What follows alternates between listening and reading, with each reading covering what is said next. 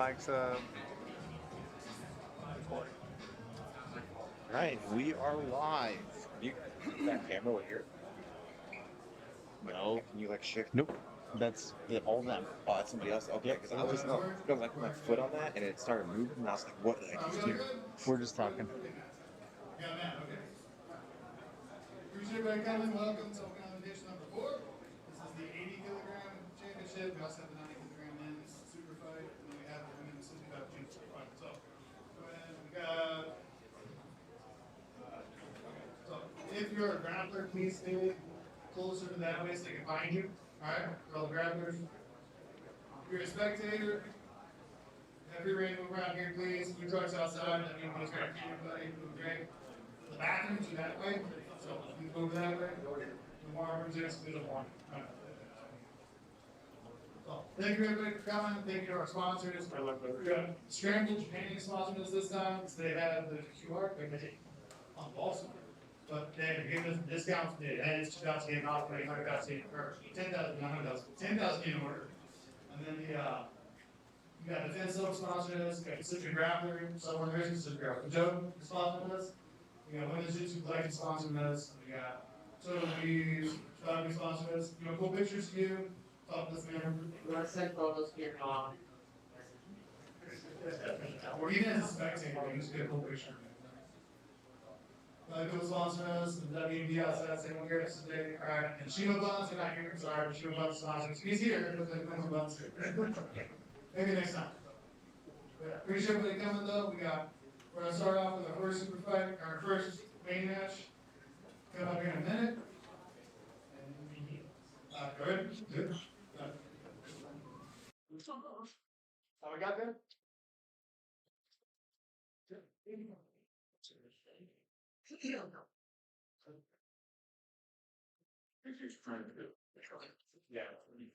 So it looks like starting off the 80 kilogram championship, we've got Marco Aurelio, And Hatakayama.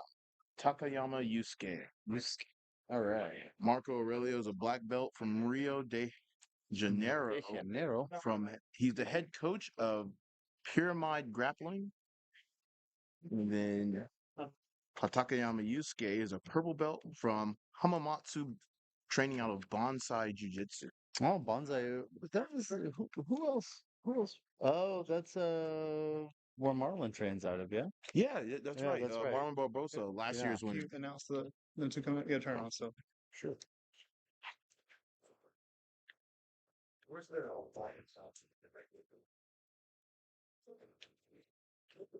Welcome to the Okinawa Invitational Grapplers event. Starting off the 80 kilogram championship, we will have our first match, which is going to be Marco Aurelio and Takayama Yusuke.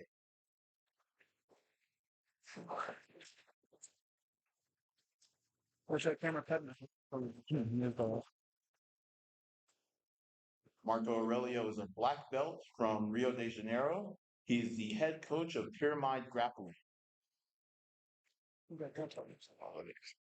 like you should have loved it. Danny good. Yeah, go ahead. Timer's good. Chase, we're good. Yep.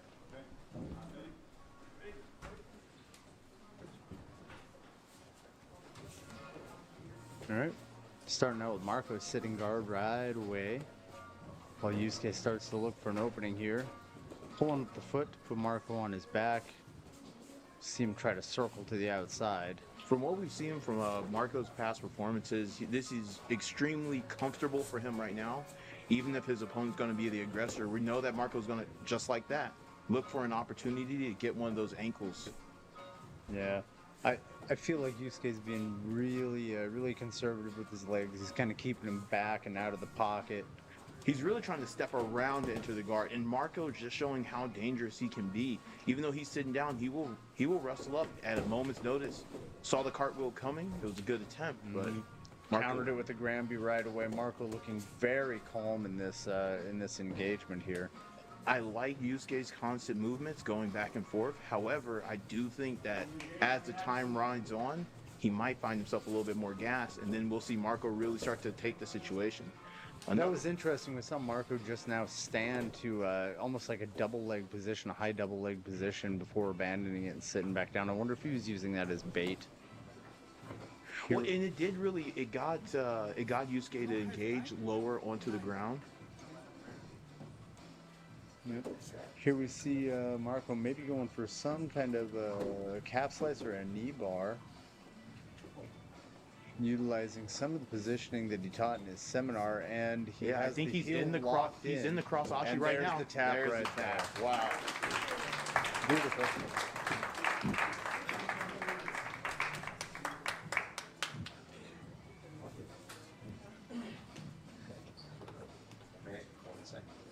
What about you? 140. 140. All right, and then we have a win by submission at 1 minute and 40 seconds.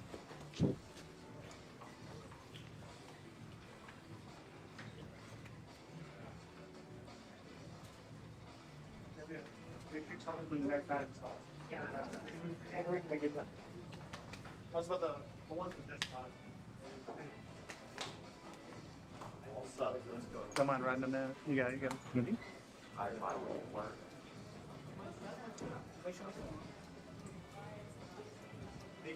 Can you announce the next one's up? Yep, sure. Or Victor and Marshall.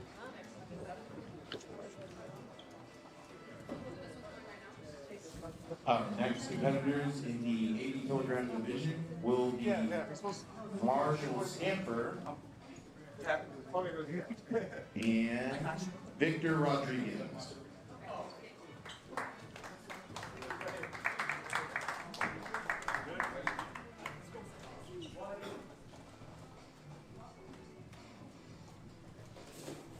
All right, we got a shot from Victor that turned into a sit to guard.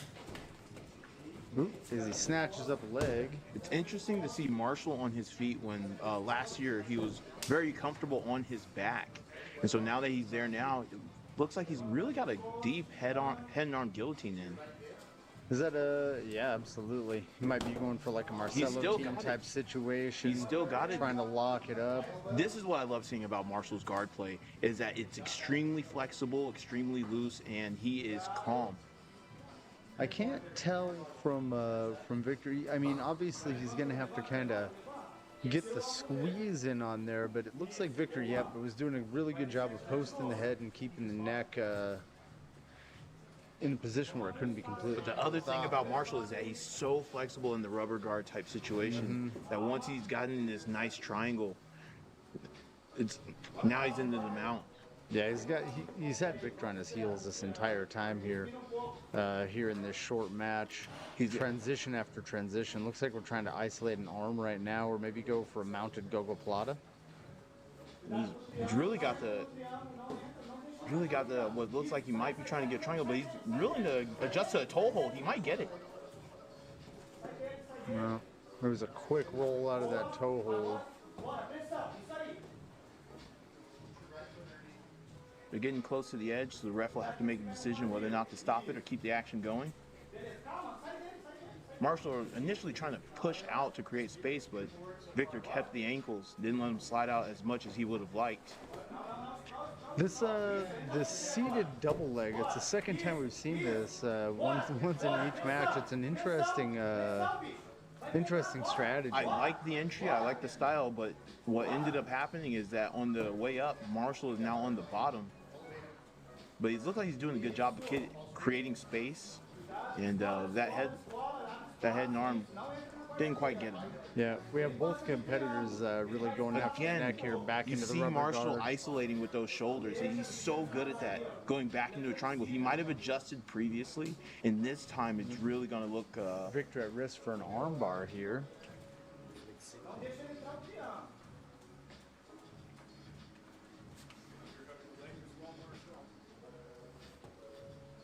We hear Marshall's corner saying he needs to look to underhook the leg. I'm assuming for a sweep from this position.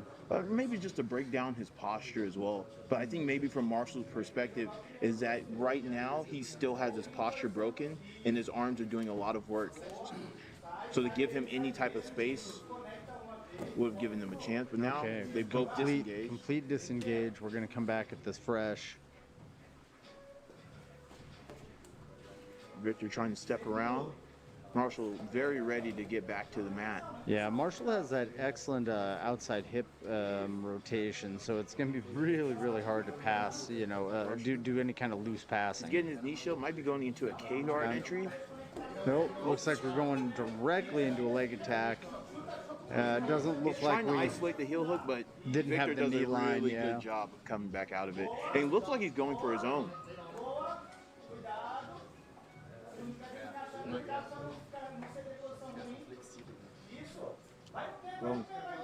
Roman. David. We've got 6 minutes and 15 seconds left on the clock. Still plenty of time to work, honestly. So I'm wondering, with 6 minutes remaining, who is going to start to shape up to be the controller of this match? This is the second time we've seen like kind of a strategic disengage, only to wind up kind of back into the same types of positions that we were in. You know, at some point, I think it's beneficial to stay in the fight and kind of cook your opponent a little bit rather than. Marshall has a toehold that he's trying to hold on to, but Victor's doing a good job of trying to get to the back. But Marshall doesn't necessarily have the knee isolated and being able to torque the leg. But he does a good job of inverting, resetting the position. Victor's going to stand up. Victor has slowed down a lot from his initial entry, but does with an amazing guard step. Steps right past it, goes into the side control. This is the first time we've really seen a settled position. So now we get to see Victor, as I was saying earlier, he was slowing down a little bit, but it looks more like he was just being tactical with his remaining energy, going into the knee on belly. Might be giving Marshall a lot of space, but gives him space to open up the back. And it looks like Victor is very comfortable trying to attack it from here. But we'll see what Marshall can do to defend. So far, we see Marshall denying Victor any kind of hooks or a body lock or a body triangle or anything like that. Victor's playing, you know, very, very aggressively with the feet on the hips, and now we have hooks in finally for a few minutes. He might, and because Marshall's so skinny, yes, he's right there for a body lock. This is going to be really tough for Marshall to get out of, but Marshall's shown in the past that he can kind of dissect these positions and keep his defense up. But right now, he's up. Tactically speaking. Marshall's got to the other side. 4 minutes remaining on the clock.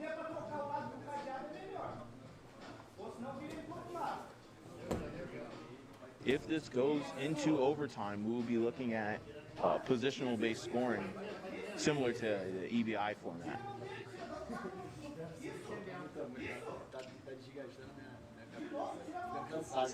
Looks like Victor's doing a really good job of maintaining head control, always keeping Marshall's neck cranked to one side or the other during this. We see Victor now back into the beneficial side of this body triangle with the lock on top of the body. He's also Wow, right there.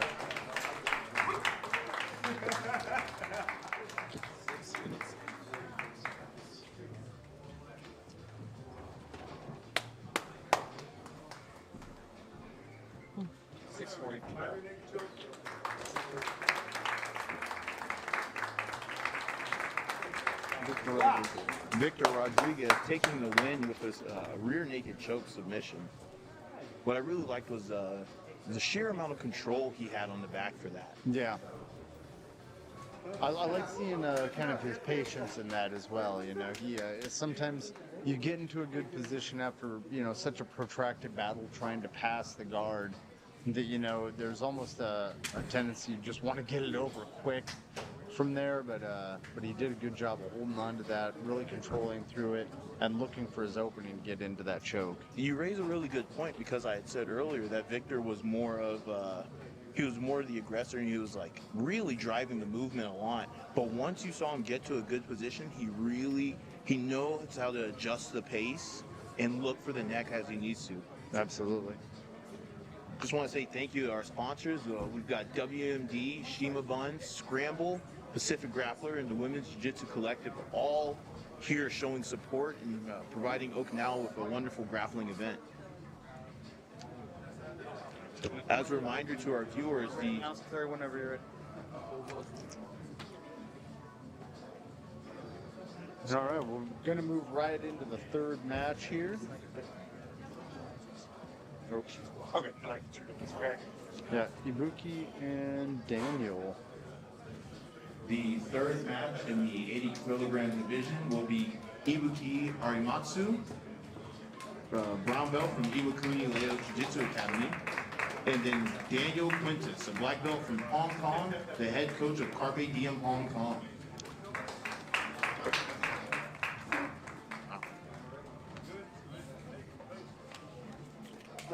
Now this is a competitor I'm excited to see.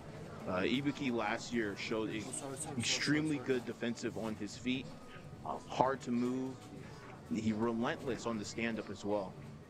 Yeah, I just remember, you know, him really going the distance in his, you know, all of his bouts. Really tenacious, hard to submit, hard to control on the ground.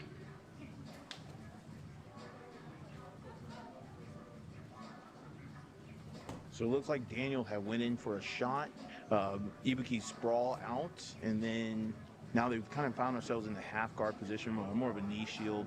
Kind of a classic underhook battle going on right here. Ibuki's looking to try to control that wrist because he wants to get something pinned, so it makes it a little bit easier for him to start to maneuver around. Ibuki chooses to stand back up, get to his feet, starting to look for the angles. All right, we're right back into that knee cut position with the knee shield.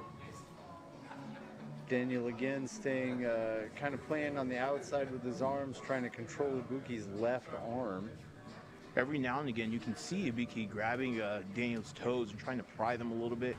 Mostly to scare him, but there could be a potential leap back into a submission if he feels the need to.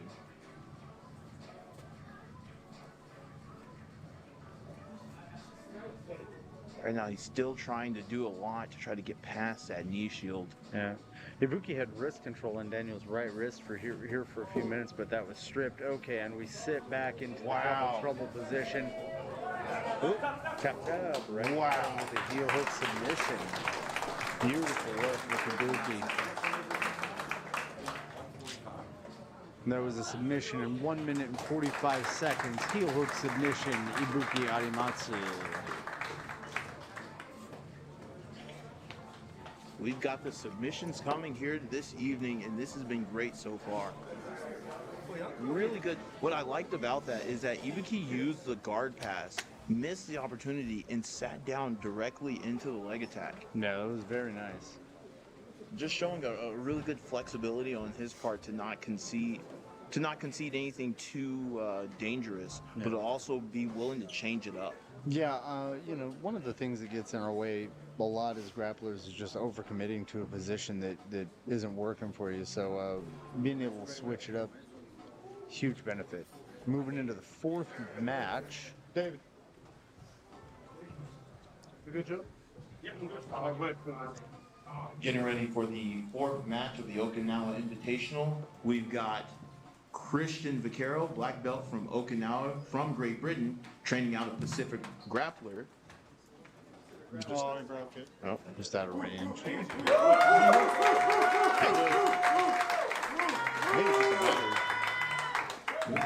So the young aspire, who's the next one? And we have Loki Yoon, brown belt from Hong Kong, the head coach of Arch Jiu Jitsu. I think just sitting in the weird spot doing the tennis. Good deal.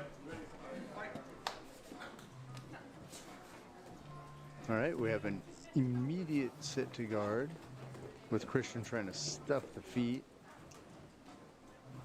Christian really looking for outside angles, but Longview already isolating the legs.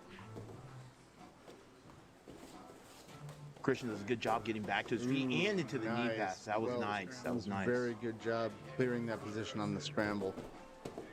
Longview is doing a good job of sitting back up and getting his legs back in. So taking that that good position that Christian earned and tossing it back out. Now he's in a butterfly, almost had double unders, but choosing to try to grab the leg. Christian trying to prioritize passing here first before all else, trying to get that good solid top position.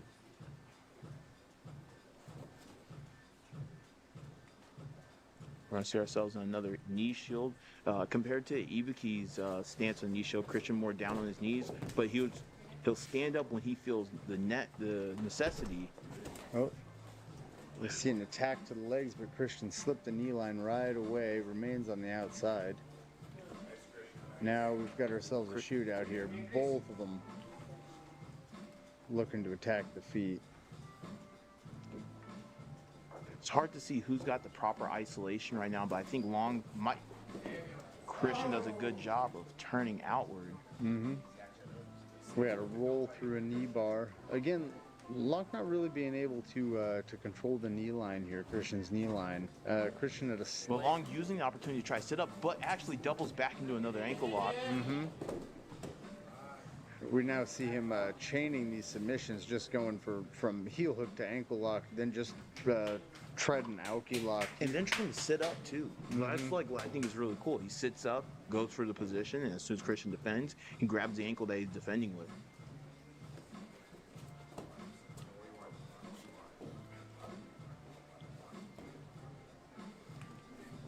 Along with the I like that De La Hiva, yeah, just kind of invert, and now we're back on this ankle lock. Christian trying to Christian control. try to have to find a way out, but Yep. Still doesn't have the knee line. but he does get out again though. Good job on his part. Long does a really good job of just having his legs work independently. Even when one of them is in trouble, he's using the other one to kind of come around the shoulder, weave inside underneath the hip.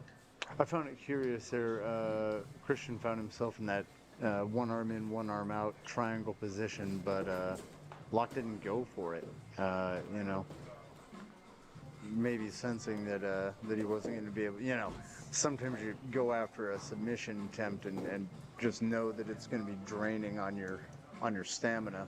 Locke seems to be in the mount, but Christian might be able to get out while looking towards the back, but Locke manages to come out to the other side. Looks like he's going to take the mount again. He's not really controlling the head. He's keeping a wide base and keeping his feet, you know, anchored up behind Christian's thighs. Christian doing a really good job of kipping out. Yep. Manages to get out from directly into the mount. Locke using his legs to try to isolate, but takes the mount again, and with the guillotine. That's what we like to see, submission after submission in this event today. Okay.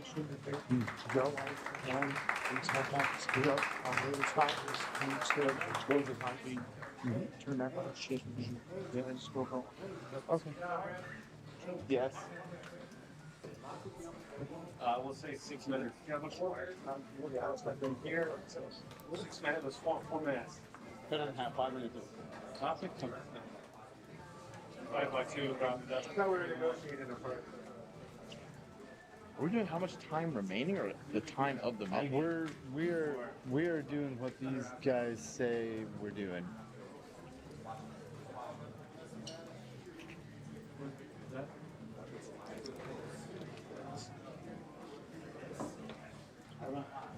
So it's going to be Marco Yep.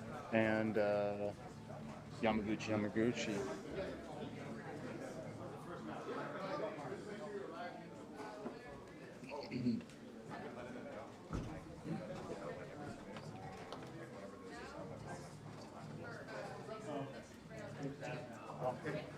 that will be preparing for our next match. This one will be Genki Yamaguchi, brown belt from Tokyo Imanari Jiu-Jitsu, facing our first round winner, Marco Aurelio.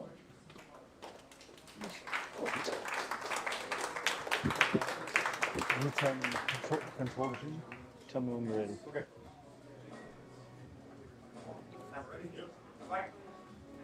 All right. Marco's second round today, as Yamaguchi sits to guard.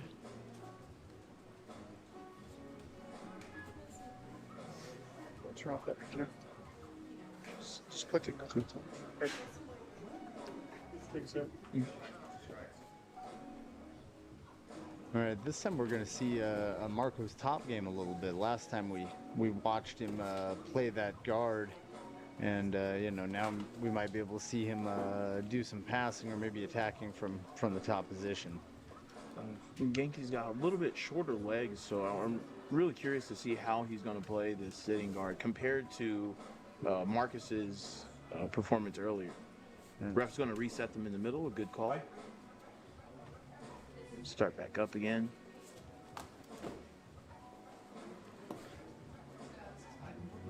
Marco does a good job of just hopping in, closing the space, kind of really forcing a lot of pressure, loading up the knees to make it harder for Genki to try to use those butterfly hooks for anything. Yeah, it's almost kind of like a headquarters position where you're keeping the hips really heavy on that one extended leg. I mean, it really nullifies the benefits of the butterfly guard. There's really no opportunity to sweep. Again, so in the last round, we've seen competitors usually trying to step around the guard, really step to the outside. Marco's doing that, but also when he sees the opportunity, he will just load those legs and punch straight through the middle. Yeah, he wants to blast through that guard, not just dance around it. And I think this might be because as the person on bottom starts to defend, Marco might end up grabbing one of those legs. Oh yeah, that's force him in and make him push. Oh, here we see we almost had a pass there as Marco forced Genki to his back. Just pushing in again. Yeah, that's a lot of topside pressure from Marco. You know, can't help but notice the difference in the competitors, just their physiology. Marco has huge thighs, a lot of power to drive in, you know, in a position like this. If you look at his hips, it's like he's like sprawling into him. Mm-hmm. So it's like his knees and his feet are still far away, but all of the pressure being driven from his hips is still loading Genki up. Yep. Yeah. In this off-center position, I mean, it really prevents you from, you know, loading it over your center of gravity. So you're at an oblique angle the entire time you're carrying this guy's weight and pressure. So, you know, this is enormously taxing, you know, as a guard strategy right now. Marco's not letting him off the hook easily. Oh wow, really does a good job of spinning him around. But Genki does end up recovering back, getting his feet in front of his opponent. Yeah, just his ability to keep his knees inside is phenomenal here. And so when he gets his knees inside, Marco's going to use that and say, if that's what you want, I'm going to let you have it. Yeah, you chose this. Yeah, I'm going to load you up with as much pressure as I need it. Yeah. But I'm really curious if Marco's loading into the pressure for the pass, or if he's loading the pressure to get his opponent to kick him away so that he can isolate a leg. Or secret third option, he might just be cooking him in this position for a while. Right. Again, you know, I know from rolling with you know, some heavy pressure grapplers who will not be named at this time. You know, during just even a standard 5-minute round, carrying somebody's weight for a good amount of time is, I mean, it can be really demoralizing. It can be hard to, you know, hard to maintain that level of defense for an entire round. Mm.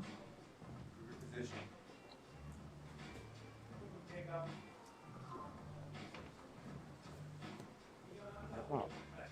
Marco doing a really good job of getting that underhook. It might help him really with passing through. But Genki's frame, his forearm against the chin, makes it harder for Marco to really drive where he wants. Yeah, if Marco could have gotten the ear to the chest or even just close to the head or isolated that arm on the outside, it would have been really, really hard, I think, for Genki to stop that pass or Marco to progress to a more advantageous position. Right. Oh, see Genki looking to invert there. Wow. Momentarily. There it is, yeah. That sudden movement of Marco to go completely around the guard, but at such a low angle that I typically don't see. Usually people are standing on their feet when they step all the way over into the north-south, like that. Yeah, I've been a huge fan of bypassing side control, going to north-south, and then maybe coming to side control on the other side. And it looks like that was the winning recipe. Ref is going to reset them in the middle. But as we saw how he led to that position was that Genki was on the bottom, and Marco originally used the stepping out to the side and then completely went around and just stopped in the north-south. All right. Here's we begin this match.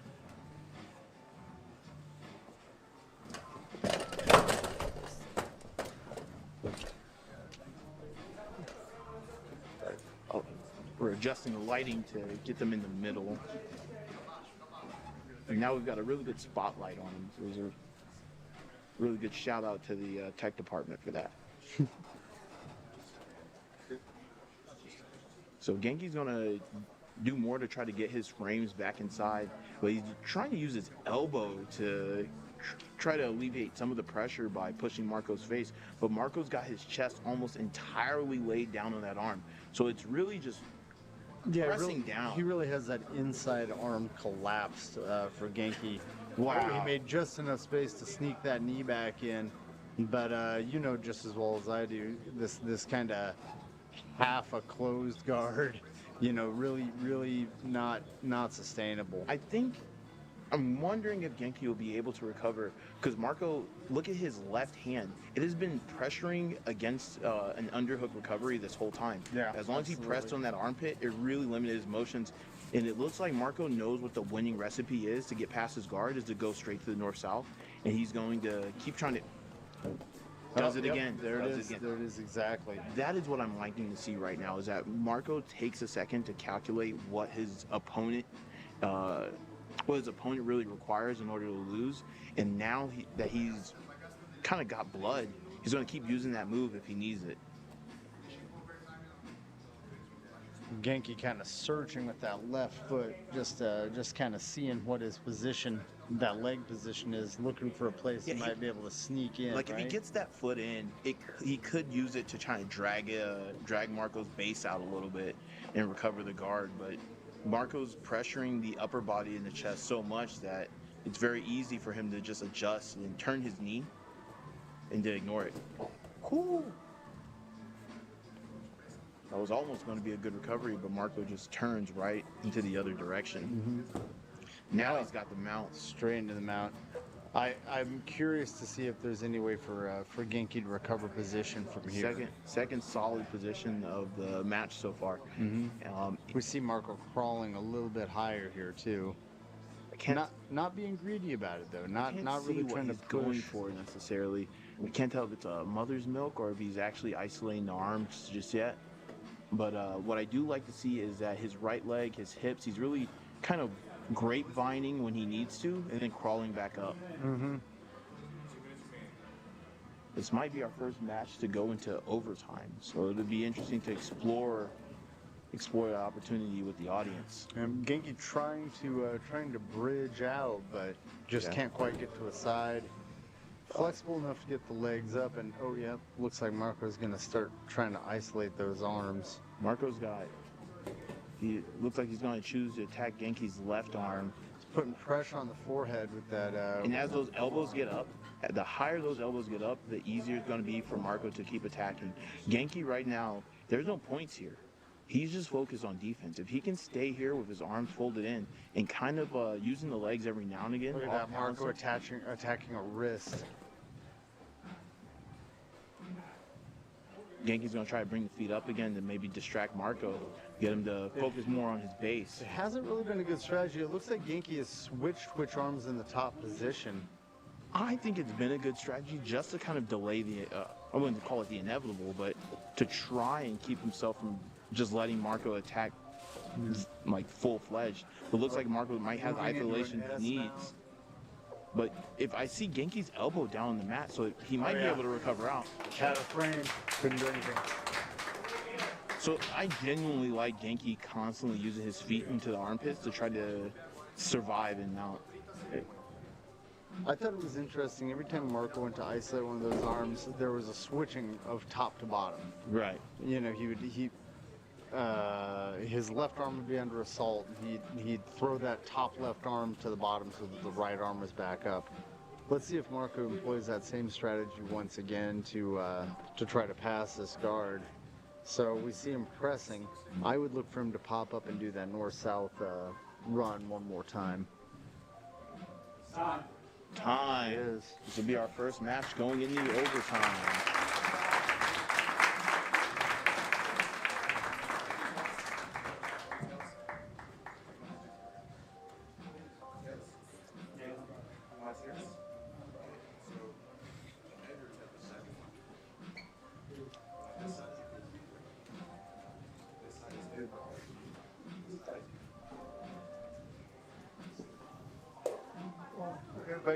Sorry.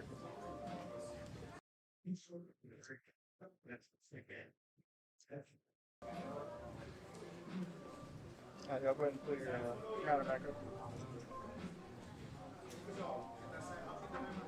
Right. Yeah, you can figure 4.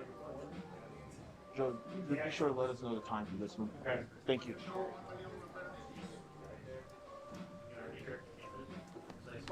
Yamaguchi would be red and Marco would be blue. Yamaguchi currently attacking. And if Marco can get free, we'll use the times calculated to... And he's free. 13 seconds. I'm gonna put 13 seconds on there.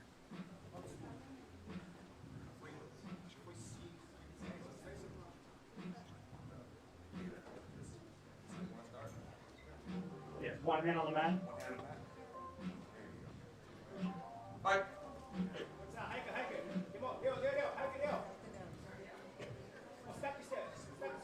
Employing that leg to keep the head pressure down.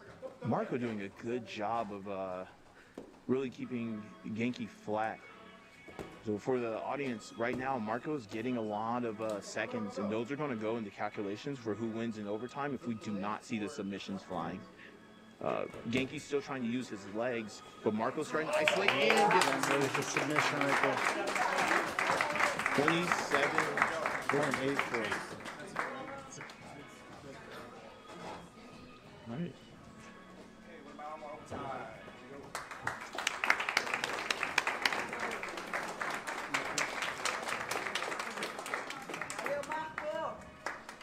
No, we gotta fix that. Tell me when it's straight. It's straight. Wait, it's straight. Before you even touch anything, it just jumped right back to normal. Yeah. We're good. Must be an input error or something. I got elbowed up there, so I think. Yeah, but before you adjusted it, it went right back to normal. Oh, okay, good.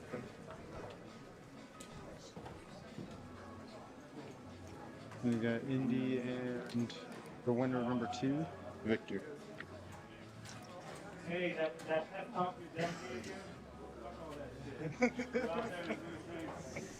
All right, coming up, we have Indiana Kern, brand new purple belt. Fighting out of Okinawa, Japan. And we have Victor Rodriguez. Down on his nest. You want to switch to action cam? If he controlled you. Put him on his back. Watch your feet, side to side. Split his legs.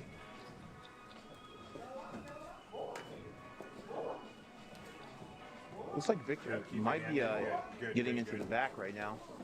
Oh, but Indiana looking for possibly a cross option position. The leg. He's got the If knee you got what line. you want. What's Needs crazy? to fight that knee back inside. For the audience that does know, Indy is one of the youngest competitors here, the 18-year-old competitor.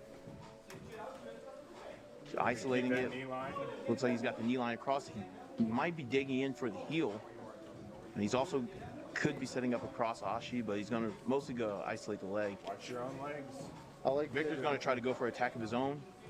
And he's going to try to get out by turning belly down. And again, back to the back position. Push on his face. Push on the neck. Watch the calf slicer. Open his legs up. Yep. What was really interesting about the opening of that is that Indy was starting off having his back taken, turns into his own, and goes Toe into a hold toe right hold there. of his own. It's going to be hard for Indy to really pressure those toes of someone who's got like a lot of muscle on that leg. Indy inverts, sits back up, gets to his feet. Beautiful work, Indy. One of the nice things that Indy has going for him is just the length of those legs. It really makes it Side to hard side, for more his side to opponent to side. Let's capture not the knee stand over line. his leg. And I think Indy does a good job of just strategizing where he is in these positions, knowing what the threat is, and then immediately finding Watch his the own. back take there.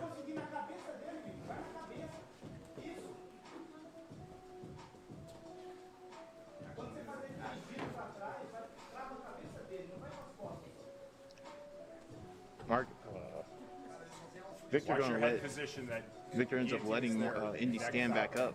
We're going to see if this is where Indy wants to be. We haven't really seen a lot of stand-up exchanges on the feet so far. Yeah, in there this hasn't been a lot competition. of takedown attempts or Collar anything. ties. We've seen a lot of sit to guard and things like that. I'm wondering if Victor Ooh, thinks wow. it might be a better strategy to fight him to the ground rather than just accept the guard. A good foot sweep into a single from Victor.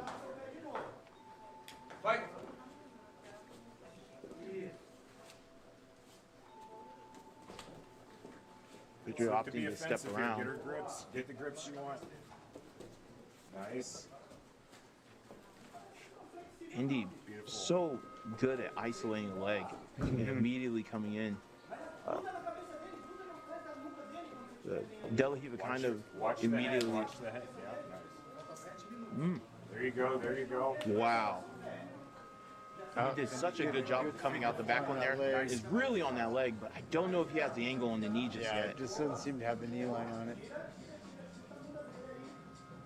But as this work to match separate his continues, feet, I'm protect your wondering that if Indy will just start to kind of adjust his movements and to really lock in on where he Still needs to going for attack. that outside heel hook. Oh, but it looks like Victor might have had a belly down ankle lock, but Indy manages to kick out of it. Nice guard pass from Victor. Straight into the north-south. Really got to figure out how Indy's going to get out of here. Yeah, he has the shoulders pressed flat to the floor on both sides. Is he gripped around the waist right now? Indy is gripped around Victor's waist. It looks like Look at the build height. Victor's Don't get right bent here. hand Use your is knee to up in, elbow. yep, Yeah. Wow. Indy's armpit. Left knee to the other side of his head, Indy. Look to build height here. This is such a Look to go good through it all. position for Victor, but if anyone can try to flex their way out of it, it's going to be Indy. Victor's probably looking for the mount Bring because he your really arms wants to together. pin this kid down. Yeah. There we go, Indy making a frame at Victor's waist, forcing him perhaps out of the Let's north-south. look to Yep, build- into Wow. a traditional. Nice. Can't quite escape that leg for the triangle. But now we're back into just a regular guard exchange. Indy quick with the invert, but still Victor passes. Beautiful, And then beautiful, Indy builds height to Shake get him out off. of it. Shake him off. A lot of exchanges back and forth. Armbar attempt now. Indy fighting and might be looking for a hitchhiker escape or, yep, there it is with the hitchhiker escape right out. Beautiful. And then we're right back into this leg shootout. Escapes armbars, like I said. Man. Indy opting to sit down after the attempt. Looks like he's trying to go for a submission of his own. But right now, Victor's going to come out and try to get back to the top where he, oh, wow. Tries to turn into a back take. That Yep, was close. Indy avoids it though, luckily. Still trying to isolate that leg, still trying to pull it through, maintain the knee line. Victor does a really good job of pulling those knees right back into his chest.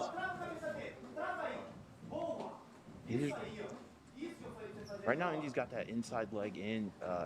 He's probably going to try to invert again, but looks like Victor steps over into the mount. Does he really want to keep this mount position? That's the question. Like, is he, you know, is this an attack that he's really, you know, looking to maintain? Is that? I guess we're being reset into the middle. I thought for a second maybe it was a sub. But I do think Victor wants to keep this mount. He's seen how flexible and how evasive Indy can be. I think this is going to be the first time Victor says, like, I don't need your legs. I can pressure your upper body. Keep your hands That's true, but you know, together. sometimes when you have a long, thin opponent, mount's really, really difficult to maintain. It's very difficult to hunt for a Like, as we saw in the last match of just using your legs to reset them could be a potential vulnerability here. Victor really trying to put the pressure in to isolate the shoulder, isolate the arm, and really pressure the head. Yeah.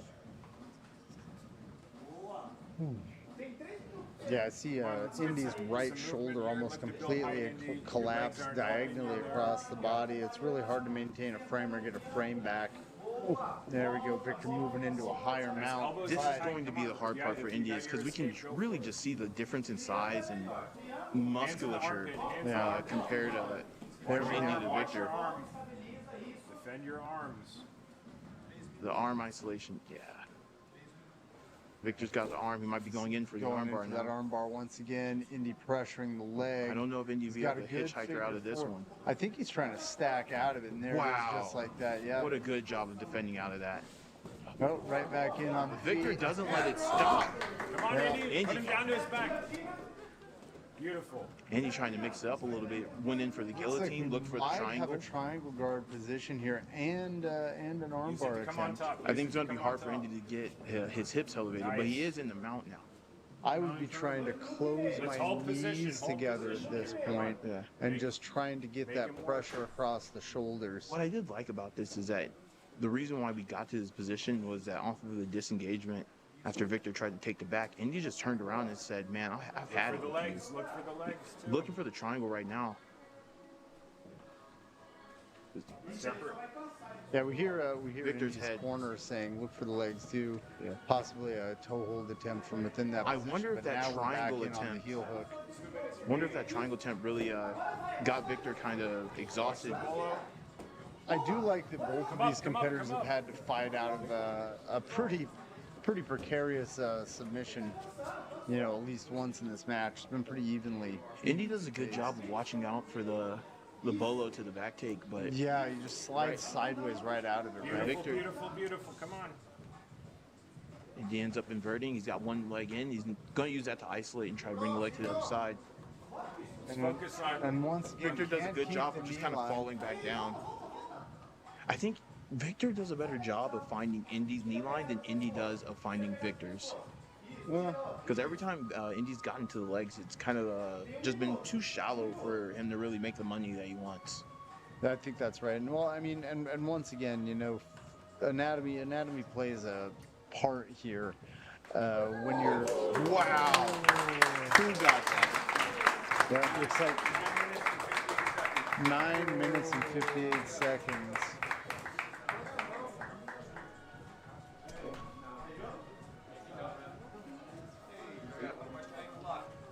We have Indiana Kern by ankle lock at 9 minutes and 58 seconds.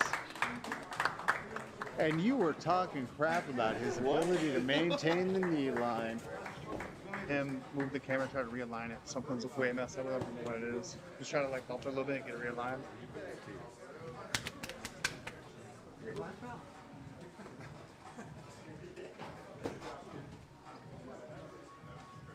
Just move it hard this way. Yeah. Toward me. Yep, there you go. Perfect. Do you remember? So, Marco won the last match. Yes. By submission. Do you remember the time? 4 minutes, something or other. I think so. I don't know, like, it's drifting again, isn't it? Yo, what is happening to that kid?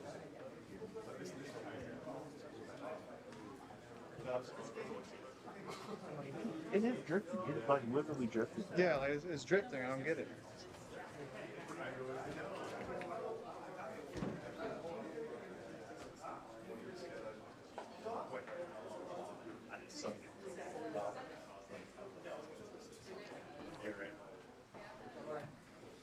All right.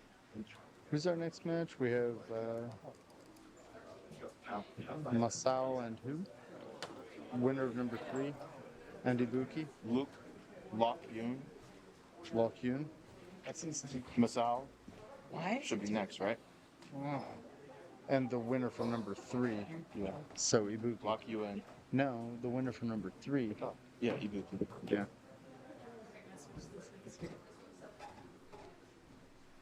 Whenever y'all ready. All right, coming up, Eric Masal, brown belt from Lingen, Germany, Masal grappling. And once again, Lok Yoon, brown belt, Hong Kong, head coach of Arch Jiu Jitsu. Nope. Ibuki. Ibuki Arimatsu, brown belt, Iwakuni Laos Jiu Jitsu Academy. So, you guys have a working roster too, right? Yeah, right. We've been filling it in. Okay. Yeah, fixed. I was like, hold on. All right, strong exchange on the feet here, a lot of shoving.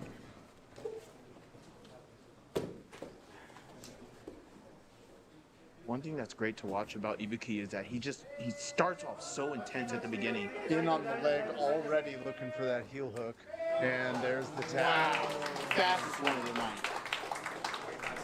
25-second submission from Ibuki Arimatsu. Loki's coming to half the time. Every time. Hayata and Lock. All right.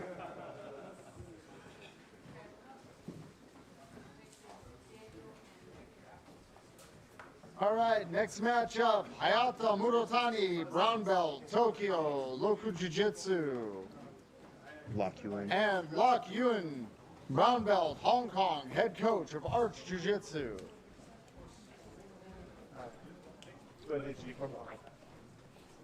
Oh, you said G? Take control, G.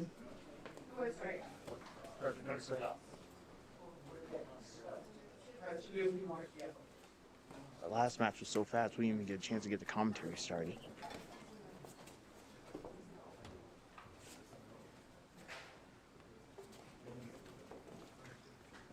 All right, we have Hayata now in Locke's guard. Locke playing a closed guard. Looks like he's hunting to maintain head and arm control. Opens the guard and moves to submission right away. 32 seconds. 32 seconds. Looks like on a straight ankle lock. All right. It's Lok Yoon. That's the winner. Boy, we've had some very, very rapid matches now.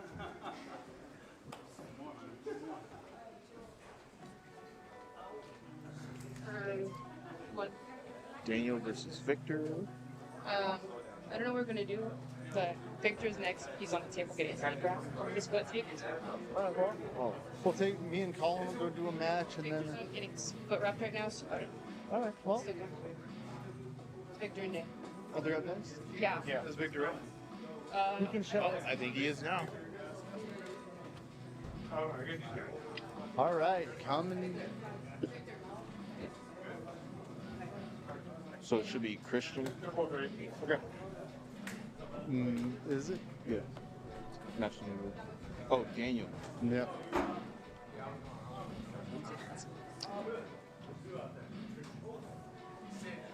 All right, coming to the mat right now, we have Daniel Quintas, black belt, Hong Kong, head coach, Carpe Diem, Hong Kong.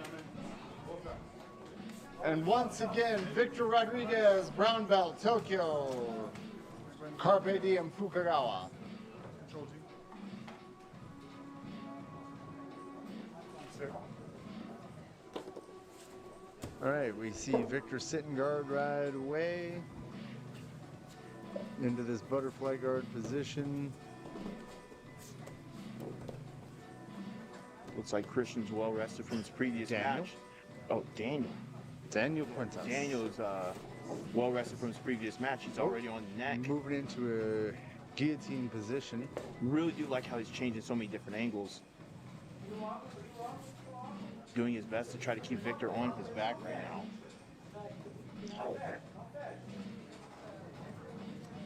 Do you think Daniel's got the angle? It looks like it's a guillotine, but Looks like it's a guillotine, but I'm not sure he's really under the chin that tight. it's mostly on the side of the head. Yeah, Victor seems like he's doing a good job maintaining space. But he's trying to use it to try to get to the mount, maybe. Absolutely. Well, I don't know if he's trying to necessarily get to the mount and keep the mount or just trying to flatten him out as best he can. Looks like we're in a head and arm variation now. Still got that same bite on it. Potentially a little bit deeper, but he might just be using it to hold on to really keep his opponent from breathing. Sometimes that's what you got to think about in these positions. I feel like Daniel would have to get higher up into the armpit to shove that shoulder in across the opposite side carotid artery to actually make this work for him. But that said, he's still on the head. He's not letting that position go. He's mostly like using it as a form of control, maybe. Not necessarily looking for the flat out submission. Yeah, you can kind of as see he turns it right to the side. there. Yep, he just holds on to it, kind of like a pit bull that bites onto something. It's just not letting go. We might be trying to go for a necktie variation at this point. Now we're back into the arm in variation. I'm kind of a fan of it, like it just using it for control, and then just honestly. And we're back to standing.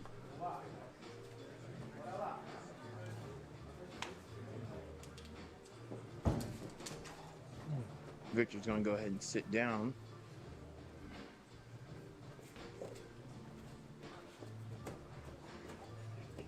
Daniel doing a good job of almost getting to the knee on belly. Can he close out the space if he's going to look for the north-south? Moving right into a knee cut.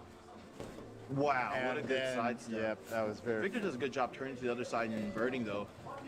Oh, yep. I like that invert. I also like the omoplata attempt just to get his opponent scared. Yeah, absolutely. Give him to back off a little bit for some breathing room. And that's what we've seen a lot of times throughout the night is that some of these attempts aren't necessarily, wow, he's in an armbar position. It might be over for Victor. This is really tight. Daniel hasn't been able to keep the thumb up, and we look like he might be going for a hitchhike. Victor's going crazy to try to hitchhike her out of it, but it is deep in there. Very, very deep. That's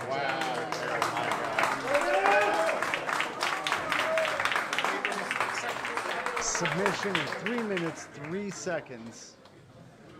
You win your Daniel Quintas.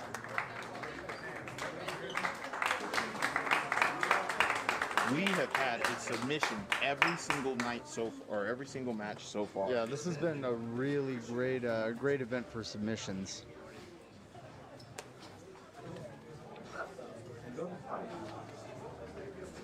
All right, Colin, what do you reckon? Who's up next? So next up, we will have Christian Vaquero and Yamaguchi Genki. We'll see if we can get the fighters into position and call it out. All right, coming to the mat, Christian Vaquero from Pacific Grappler here in Okinawa. Where's Genki? Is Genki listening? Where is he? And Yamaguchi Genki, brown belt from Tokyo Imanari Jiu Jitsu.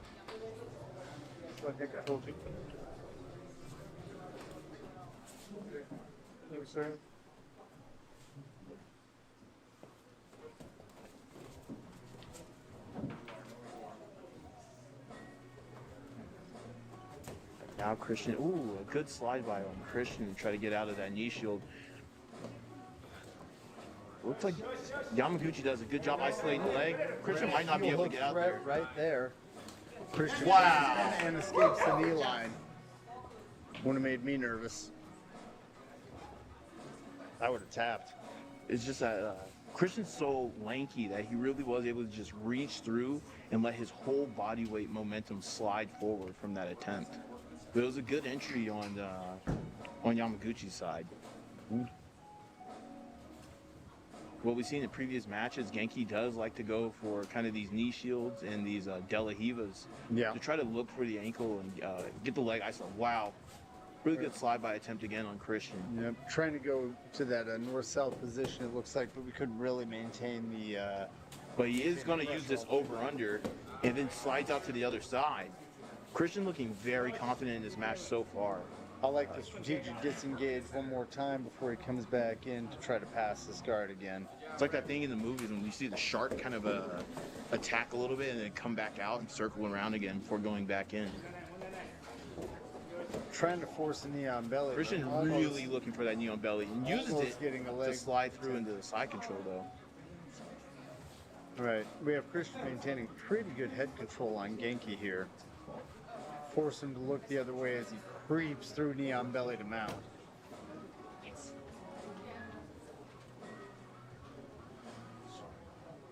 We see Chris with that double arm head control as he forces Genki's left arm up towards the forehead. Might be going for a head and arm choke threat, or just trying to maintain control and force those elbows higher.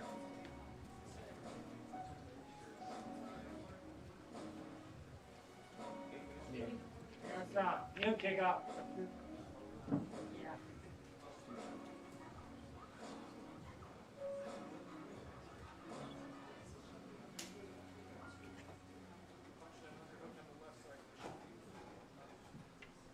See Christian using his right hand to control the elbow. Genki's left elbow keeps it pressed up above the head.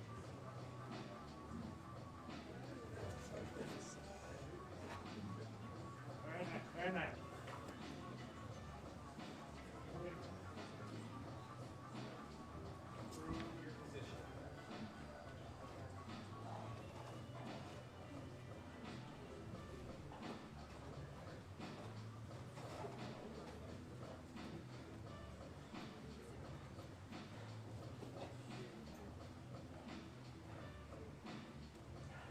Now we have both elbows isolated up above the shoulders. So Christian just inching higher and higher on this, using his head and his arms to just keep forcing those elbows higher. Last time we saw Genki in this position, he was doing a better job of getting his hips up and trying to get his feet in between his opponent. But against Christian, it's just so much harder. But he does end up coming up to the top, and Genki's going to use this opportunity to attack the legs. Looks like we're going to go into a belly down ankle lock. Tap. Got good isolation, but if Christian's rolling by. There's the Christian taps, Yamaguchi Genki with the submission win.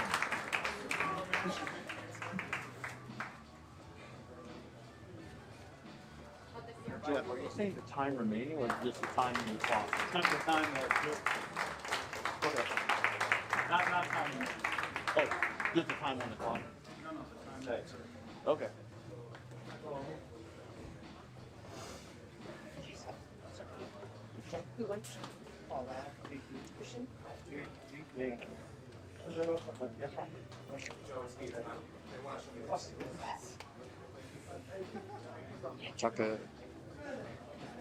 Takayama versus Hayata. All right, coming up next, we have Hatakeyama Yusuke, purple belt from Hamamatsu Bonsai Jiu Jitsu. Who? Hayata.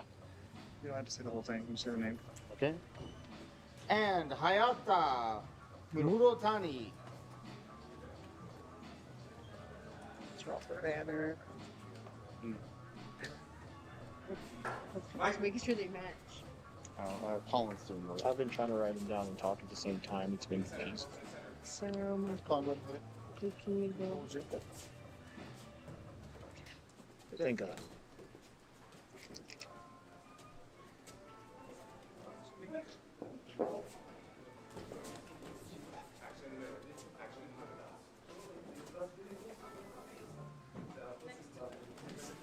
Ooh. Really fast transition. I think that's the second time we've seen that. He likes to use the kind of the foot tap to start his single leg and his takedown entries. This time, it would have been a good kind of a Kosoto outside trip movement, but he ends up in the guard. Yeah, I really like that that exchange up there, that foot battle there. Wonder if that guard's hard to maintain with that sore ankle he's got right now. Takayama's got the closed guard, but yeah, you're right. Like Yeah, his ankle's all taped up. He's moved to like a grapevine with that good side leg. Yeah. Takayama's going to be on the bottom trying to keep any type of closed anything. He's going to put a lot of pressure on his messed up ankle. That's a medical term. Doctor, it's messed up.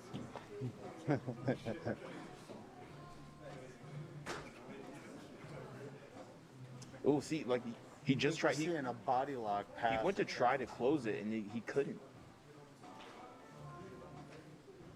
I wonder if there was some calculation in that body lock to keep the locked side on the bad ankle side, knowing that might not be, you know, the most secure The grab. cool thing about jiu-jitsu is that he might not even known that it was the weak ankle. He just might have been able to feel it and try to use that to the advantage.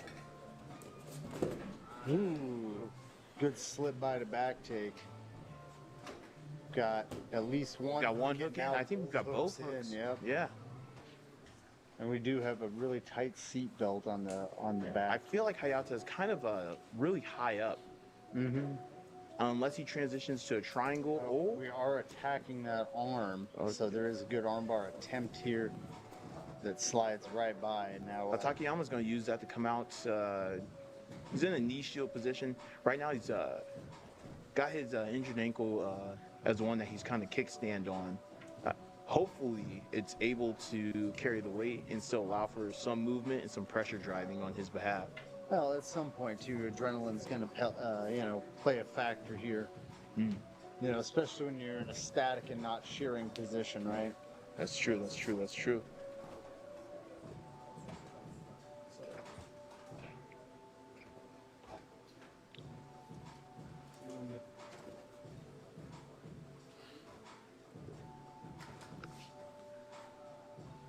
Takayama's going to get back in, fighting for underhooks and really looking for what they can do, but Hayata uses that opportunity to butterfly up and then just stand back up to his feet, where he looked more confident in that last exchange when he ended up getting to the back. But Takayama, using those foot sweeps, he attacked the ankle for a brief second and usually is going to go into a single or something off of it. Ooh, getting close to the out of bounds. Ref's going to let it go for a sec until it gets to a nice settled position. And he's going to return them back to the middle.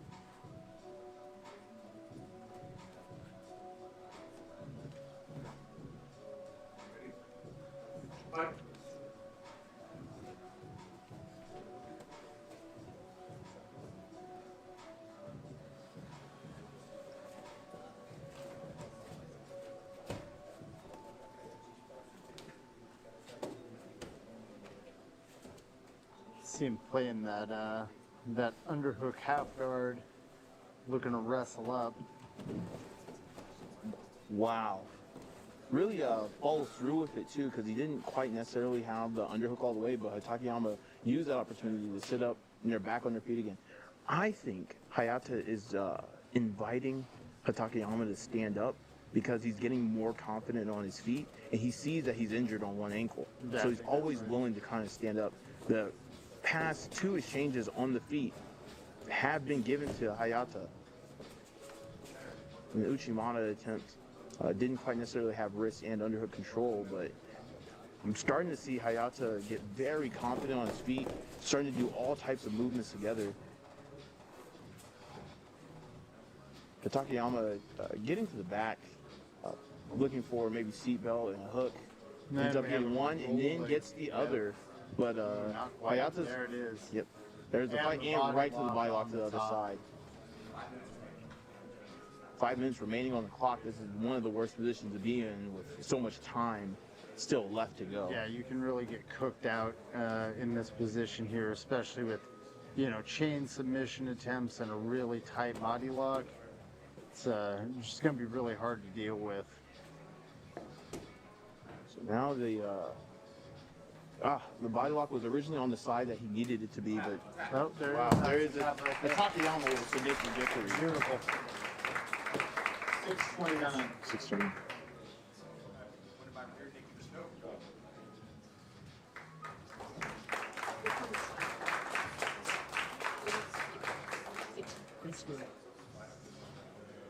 The camera's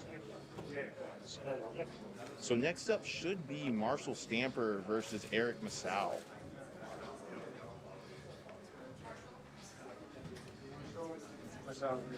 All right, coming up, we have Marshall Stamper v. Eric Masal.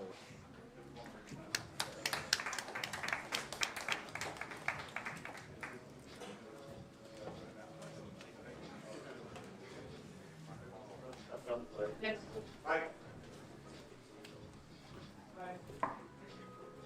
When they control you. This one.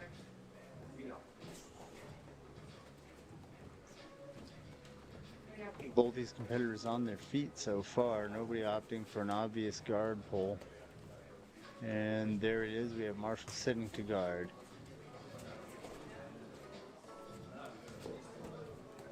Just like before, we're going to see Marshall really go for the De La Hiva, look to isolate, and then come up onto the top. For a guard, for the player that's pulled guard, Marshall has found himself in top positions just as much as anyone else here. Wow. Tap right away.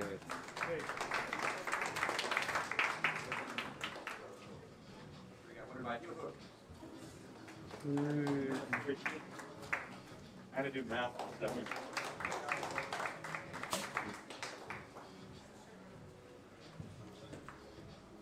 Very quick submission victory from Eric Masal.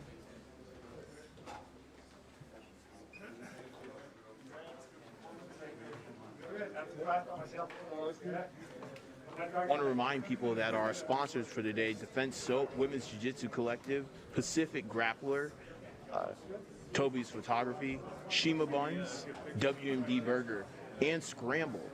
Scramble also has a QR code that we'll have displayed during the intermission. That QR code is going to give you 2,000 yen off of your purchase.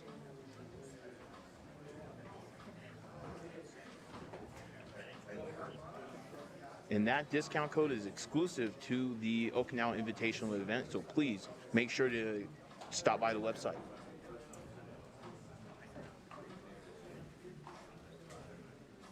Next one's right. You're ready. Who's up next? Should be Marco and Indy. Marcus Aurelius. Marco Aurelio. All right, up next we have Marco Aurelio and Indiana Kern. So good. So Indiana fighting Marcus Aurelius. Yeah, Indiana Jones, Marcus Aurelius.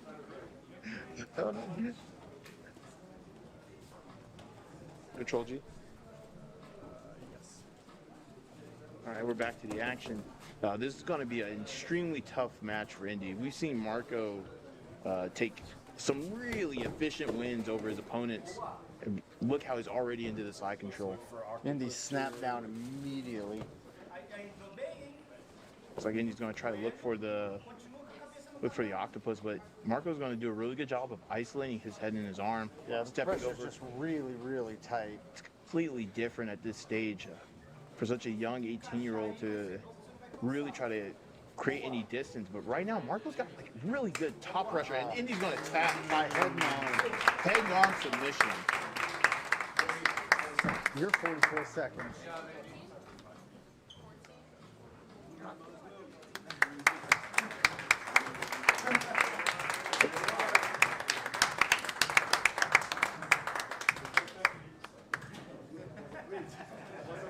The next match should be Ibuki versus Loki.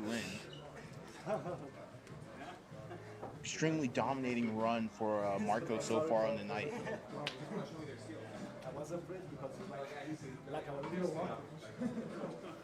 All right, coming up next, Ibuki Arimatsu and Loki.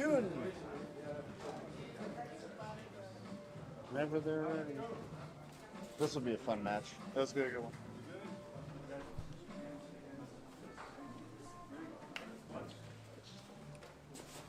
Go ahead and hit. All right, we see Locke immediately choosing guard. Ibuki very comfortable passing. And we're going for a double underpass before retreating out of that immediately. I kind of expect an exchange here that has, that goes through a lot of different motions or a lot of different positions pretty rapidly. Keep in mind, for fast submissions for this night, these two competitors actually have some of the fastest. Oh, absolutely. And there it is. There it is. Immediately attacking the legs, having to go to a guard, immediately having using his legs to push away, and now it's getting attacked. Then they've rolled off the mat, so let's go ahead and reset back towards What's going to be the middle. interesting is that Loki did have a pretty firm bite on that submission. Rep's going to reset them in that position, 50-50. What ended up getting Ibuki in this dire accidental kick to the face. And there's the timeout right there. From everything that it could be seen from our perspective, there's 9 minutes still left on the clock. It really does look like it was just an accident from Locke's perspective. He was using the foot to push off of Ibuki's chest, it looked like, and just slipped up to the face, Yeah. probably striking him in the nose between the eyes. But hey, it's combat sports. Sometimes these things will happen. Because what's interesting is that using the foot to push away, it definitely works, because just at the beginning of the match, that's what Ibuki had did, pushing against Lock Yuan, and then Lock was able to use that opportunity to enter his own submission. Oh yeah, Ibuki So found himself immediately in hot water from that.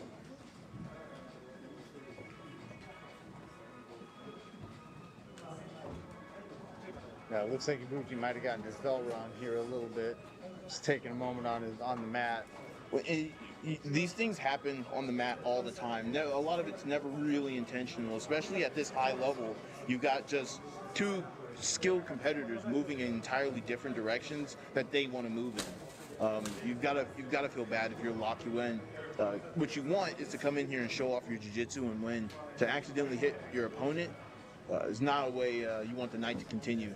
But unfortunately, if the medical staff available deem that Ibuki is out of commission, Ibuki might be taken out for the whole night, which is a shame because Ibuki's like one of my favorite competitors to watch. Absolutely. I'd love to see him continue on this in this tournament today. But most importantly is that if Ibuki is injured, the best thing to do is to just take it off for the rest of the night. We love jiu-jitsu, we love our competitors, but what we want is the safety of all of our team involved. All right, seems like we're going to go ahead and continue the match.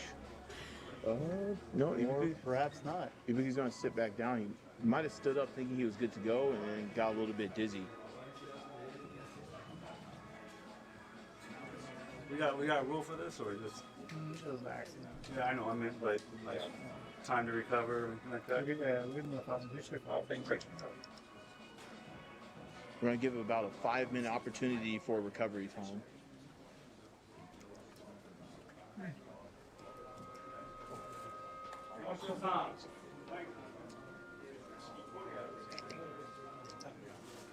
Have you seen where they sell water or something? Yeah, they're giving them. I would appreciate it. Yeah, thank you so much.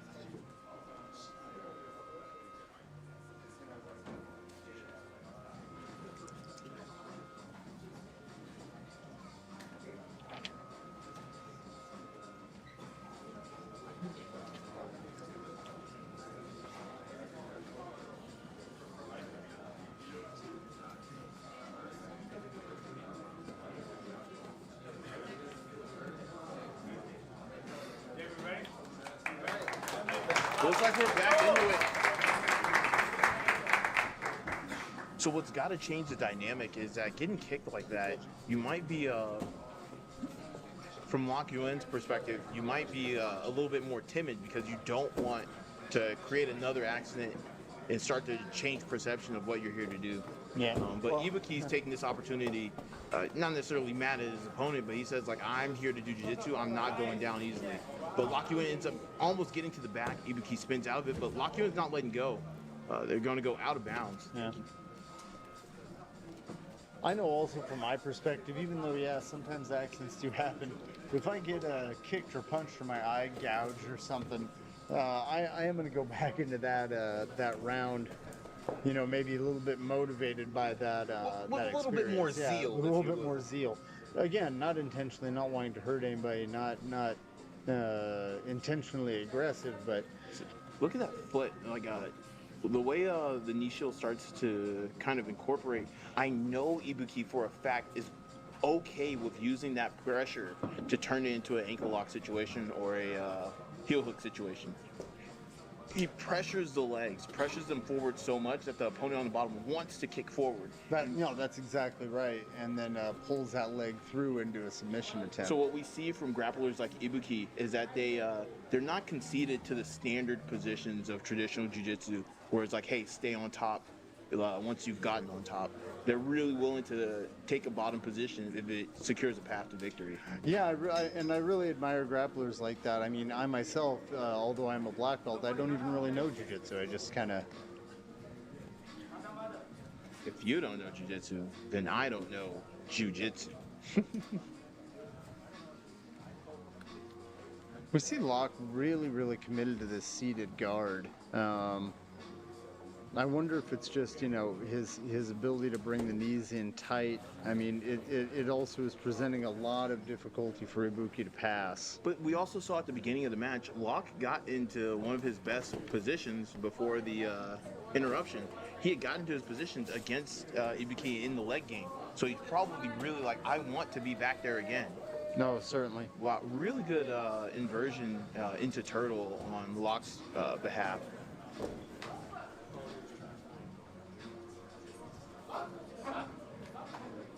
Ibuki's got some head control. Let's see if he's going to try to go around to the back, or if he's going to try to turn this to a head and arm guillotine. Yeah. Or, if I remember correctly, he is a fan of the Peruvian necktie.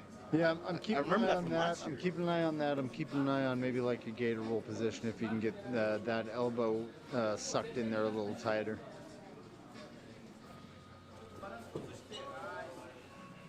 Locke doing a good job of really recovering into the guard. Again, a strategic disengagement to try to play back to the outside and do a little bit of loose passing.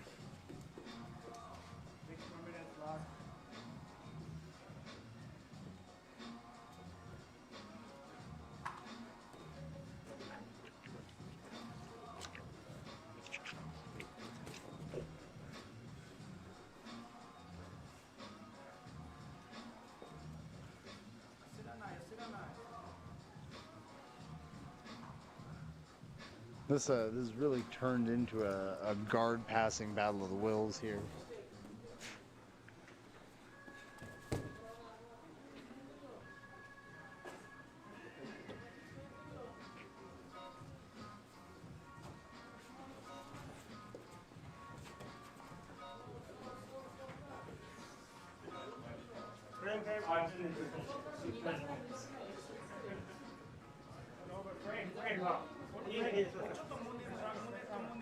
So Locke trying to use his shin, and by grabbing his own toes, he was trying to basically bread cutter him from the bottom. I forget what the name of that move is. Yep, looks like we've got a little top side arm isolation. Might be going for a arm bar attempt. Arm bar, he might be able to try to. Oh, he might be able to hit the Kimura from here. Yeah, looking for the Kimura for sure.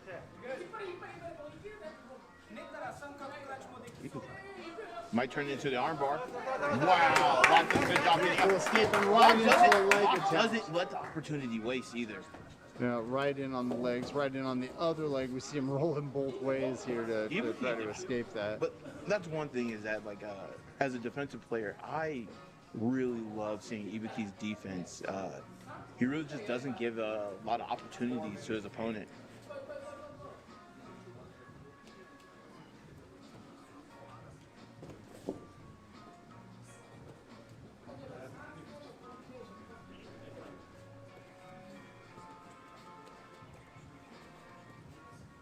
Ibuki up on his feet right now, seeing how he's going to either drive to the side or if he's going to pressure through the middle. He's going to sit down, and right now he always has a hand on that ankle just in case he wants to sit back. Yep. I think Locke does a really good job of not extending his legs far enough for Ibuki to really capitalize on that. He plays really tight, very conservatively with the push. He's more often just using his legs to frame and stop the advance rather than trying to reject and push him back. Yeah, that's exactly right.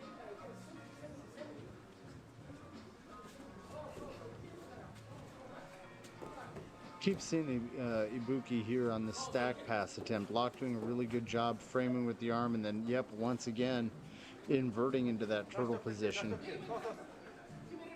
It's really hitting to the perimeter of the match right now. It's getting close to the... Come on. Start over. I'm smart for a moment. Let's go. Okay.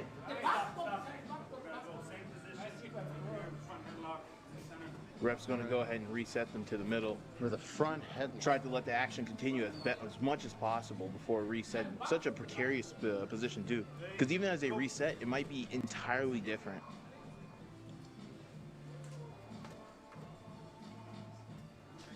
Yeah. If I remember correctly, this is something Ibuki is a big fan of. Is the neckties from here.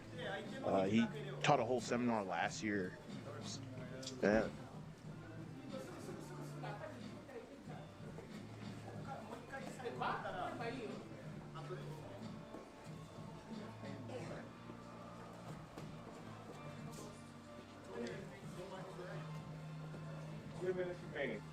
Going around. 2 minutes left on the clock. This will probably be one of those matches that does go into overtime. Got to really figure out what exhaustion is playing for these players right now. Ibuki's been doing a good job of kind of laying the pressure on, so I've got to think that Locke is definitely the more exhausted member of the exchange. Ibuki is on that neck like a dog too. He's gonna opt out, try to go to the back. Might try to roll him over onto the side control position.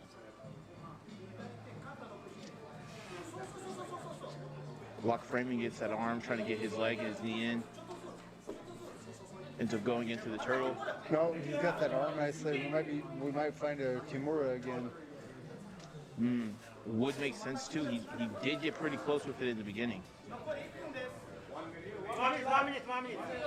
This might be our second match going to overtime if one of these competitors can't pull out a sub. Very may well be 1 minute left on the clock. Clock's going to opt to sit down. The hard part about going into overtime is both of these guys are so dangerous that starting off in a precarious position by design, it's almost a death sentence.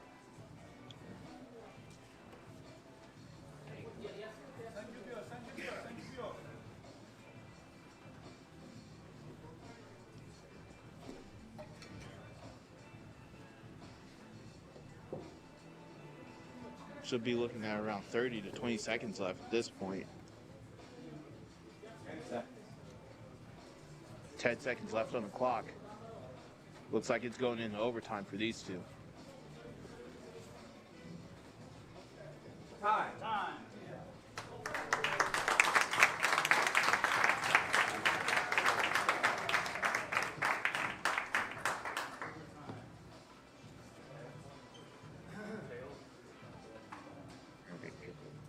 Ibuki will be red, and then I bet I have to switch cameras before you do that.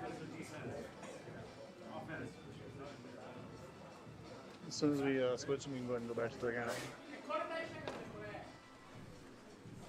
All right, we're opting for the backpack position.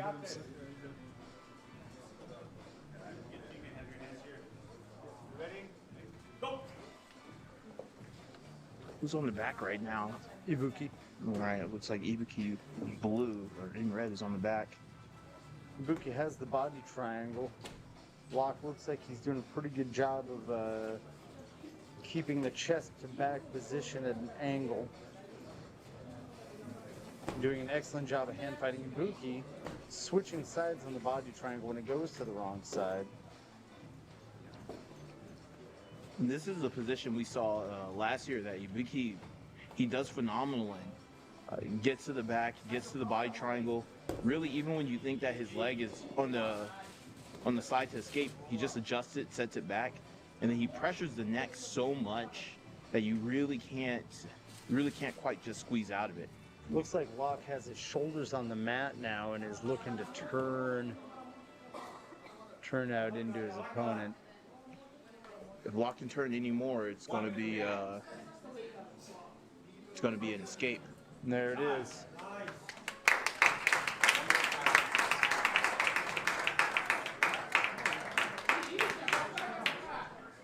Right, so now we're going to go into Locke's chance to choose a position. He's going to be on the back.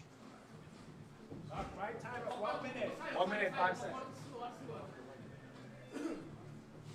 Go. Your report is right. Ibuki immediately diving and then turning. Wow. Ibuki does such a good job. Hey, time. What was the time? 6 seconds. 7 seconds. 7 seconds.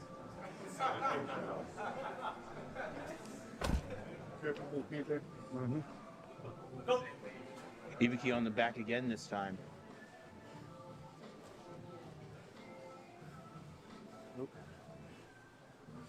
Wow. He's really on the chin and really on the neck this time. Can't tell if we have the arm under the chin at all. Looks like Locke's doing a really good job of gluing his kind of ear to Ibuki's chest, not allowing him to have. Wow. So now, just like you said, Jacob, now that his head's on the mat and that his ear's following that direction that it originally wanted, Ibuki's going to keep trying to slide to get back under to keep that control. Nice. They're much faster than the last one. Locke might have kind of figured out Ibuki's back. 35? 35 seconds. All right.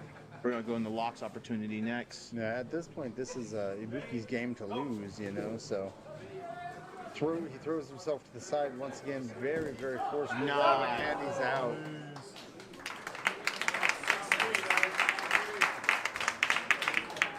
Ibuki is really racking up the time right now with these quick escapes.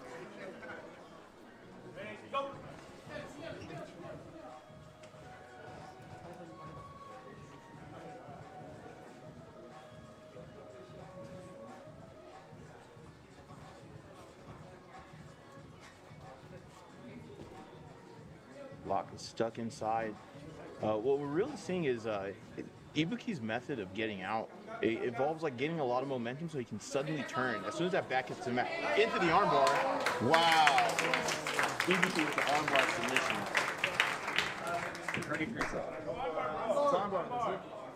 Who started? He started first. Ibuki started. He's got chance, right? He's got one more. How much time does he have? What was that? How much was that? How quickly did he get in? No. What's the time for that? You got the arm bar. 30 seconds was that? 33. You get to try to submit it in 33 seconds. So 34 something. All right. So because Ibuki was the opener, now Locke gets a chance to go for a submission. He's going to choose for the spider web. If he can get this armbar in under 33 seconds, he will have won the match. But right now, it's just Ibuki. All he has to do is hold on. And Ibuki's out.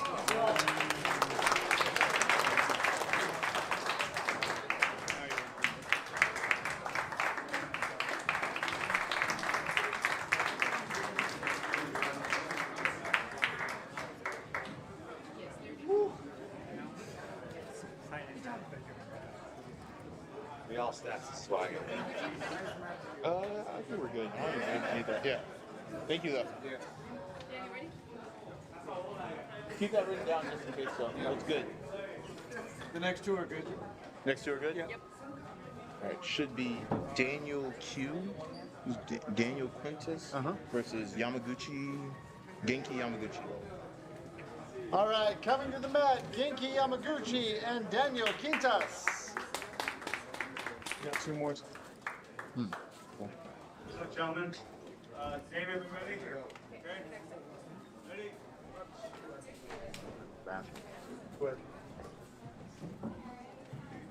All right, we are live into the action.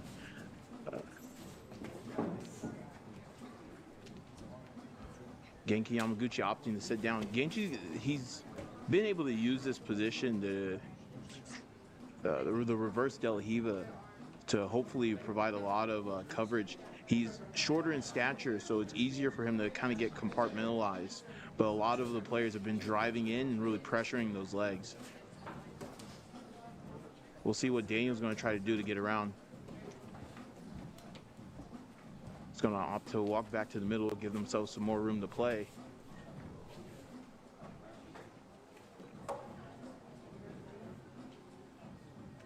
He is entirely stuck with his knee shield. And I know that Genki's perspective, he's going to use this to try to attack the legs. So that's the second time we've seen it so far. Daniel is definitely going to disengage if he feels like he's more of a threat that he doesn't like. And there it is. There's the leg attack. There it is from Genki. He's looking for isolation. Daniel's going to try to go for his own attack, but he's going to sit back up and try to start prying open some of the hip control or go for his leg attack of his own. But Genki's going to stay on that leg. Daniel's both putting his arm in and his trying to block the leg isolation. Genki with trying to go for that heel hook, bring it to the other side. He might have it on this one if he can just turn in, but it looks like he's lost it entirely. And Daniel's going to use that opportunity to go for either an estima or a toe hold or just sit back up. But Genki's still attacking that leg, which I think Genki sees this leg isolation as his ticket to the win. So there's a reason that he's going to stay pretty much pride on that leg this whole match if he can. And so the thing is about Daniel's able to reach his arm in, and it really changes the leverage, or it takes away some of the leverage that Genki would have. And the stature difference is really going to play a huge factor that's got to be frustrating Genki, being so close to the submission.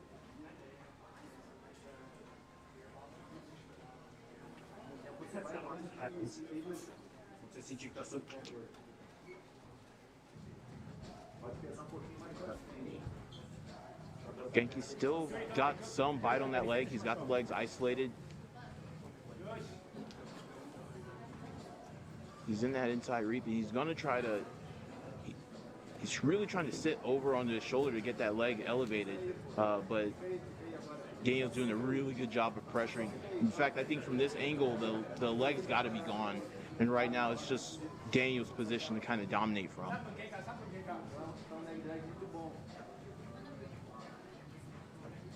Genki trying to use his hands to try to frame away, make it a little bit harder for his opponent to kind of sit into that side control. But that knee is still, right now, Daniel's trapping Genki's left leg by kind of laying and sprawling over on top of it. Originally a position that Genki was using to isolate the leg has now pinned his hips. It's going to be interesting to see what he does to try to use this position to either to his advantage or just try to get out of there entirely. And on cue, Daniel's going to use that opportunity to get into the side control.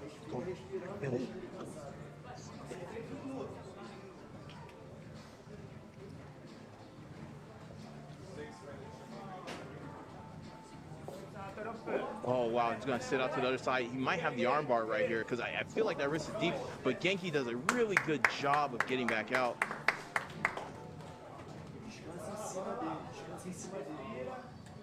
Daniel's looking confident on his feet, looking to see what pass he wants from here next. Genki's going to try to roll inward, get back under.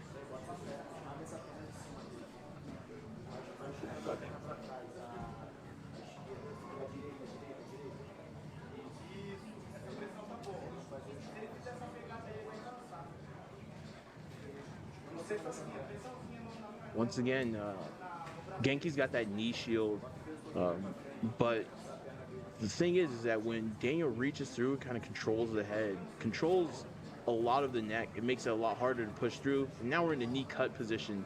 This is still looking really good for Daniel as far as passing, especially when he starts controlling Genki's right arm. Looks like he might be able to cut through the knee shield or step over entirely. Tosses the legs out of the way. He might be able to settle if he goes for the north-south.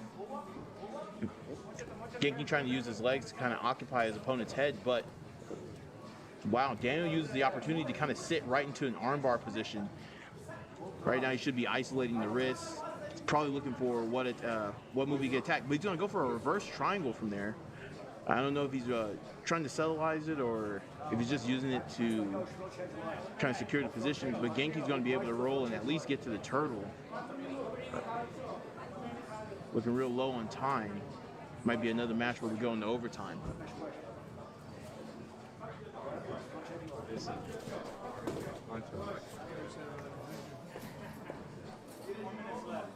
So it looks like what we're going to do from here is that we're definitely going to need to look at Genki's left leg.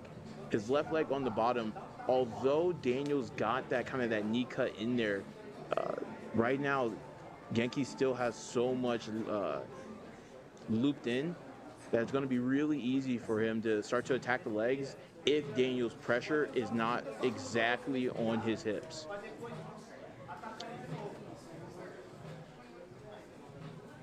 Once again, Daniel's going to opt to stand up, try to walk around the guard. A little bit over 3 minutes left. There it is. Genki's going to try to go right back into that leg attack. He's going to try to isolate. But the thing is that Daniel is just so much longer, has so much more reach, that it's easy for him to just kind of stretch through and deny Genki the opportunity to isolate that leg.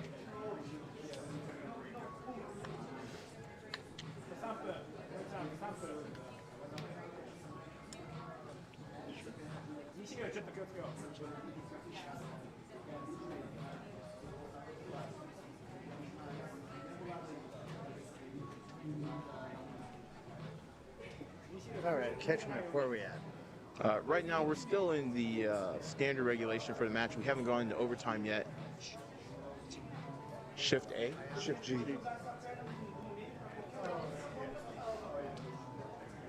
Joe shifts, I can go and go back to Right now, it looks like Daniel's trying to estima from the top, but I don't know if he has quite the angle to pressure Genki's ankle yet.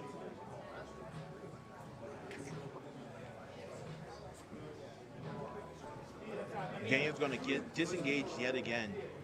When he disengages like this, it's because if he knows that if he drives any more forward, it might give Genki the angle to go into those leg attacks that he likes.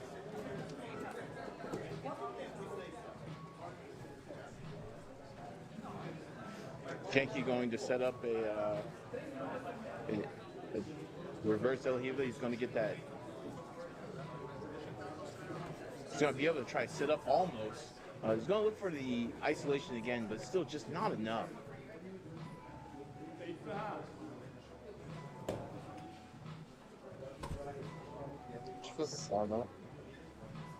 Daniel going to opt to step through and see if he can weave for a pass.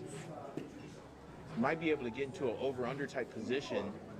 Yeah, we have both these fellas in their third match of the day, and I kind of feel like the fatigue's starting to set in. This is a slower match than they've been in the past. Especially, I think it might be more taxing on Daniel, just for how many times he has to really step in to engage, disengage, because he knows that Genki's going to isolate for the legs, because he's there again. I think they're searching for that heel. Staff said there's about a minute left on the clock.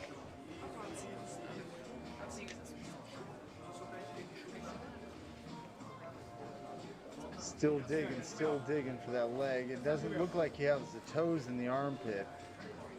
And it also seems like if he does snag up that heel, it wouldn't be too hard. I think there's a lot of space, too. There's a ton of space to escape that knee, right? Yeah. What Daniel's going to try to do is just start attacking Genki's leg in response to really just make it easier for him to kind of rest and not allow him. Oh. Really quick attempt. 10 seconds left on the clock. Looks like we're definitely going to overtime on this one.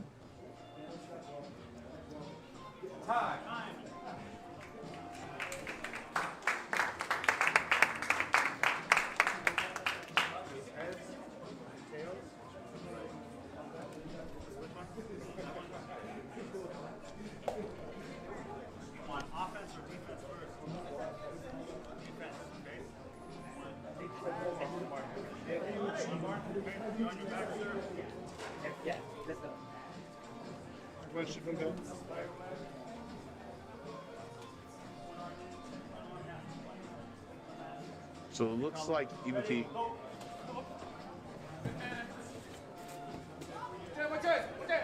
Wow. 5 seconds. You just got 5 seconds. Yeah. Which position do you want? He's gonna flex it out for 5 seconds. Go!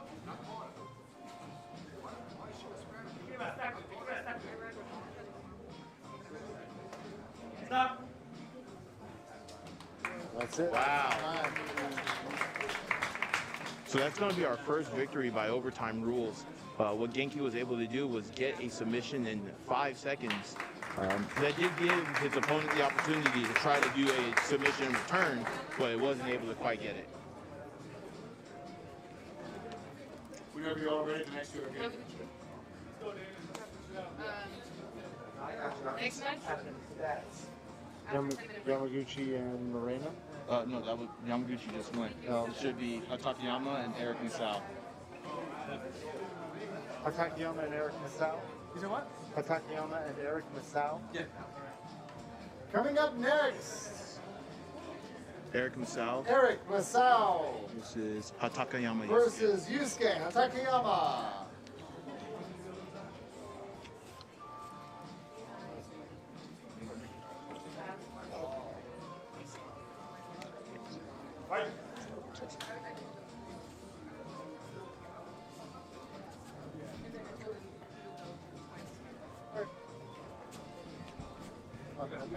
Good shot to you here.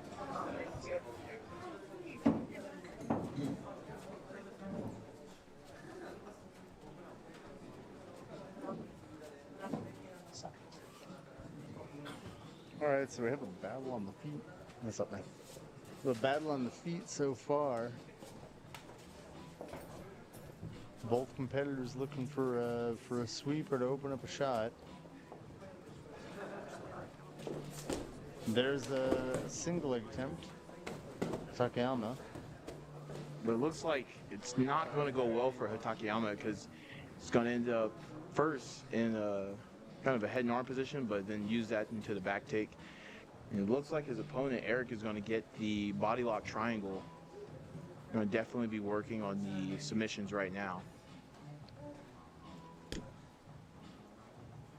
To be caught in such a precarious position at the beginning of the match really allows the player on back to kind of attack as much as they want. Ref's gonna go ahead and reset them into the center, into that back take position, into a good stable position that they're in.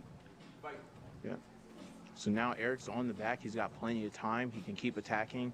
And then Hatakeyama's got to be feeling the pressure from the bottom.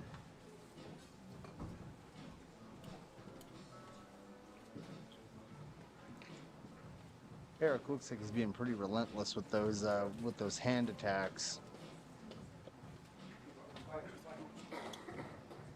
There hasn't been a lot of attempt to try to get to the opposite side in the body lock here from Hatakeyama.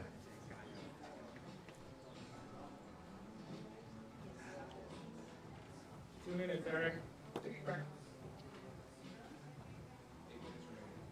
8 minutes left on the clock. Eric's still on the back, still just searching for the chin, searching for the neck. Hatakeyama's going to try to sit up and turn out a bit, but Eric just pulls him right back in. Even as Hatakeyama tries to go to the correct side, opposite of the body lock, Eric's just going to change it to the other side before he can actually get the purchase from the angle to do any type of escape.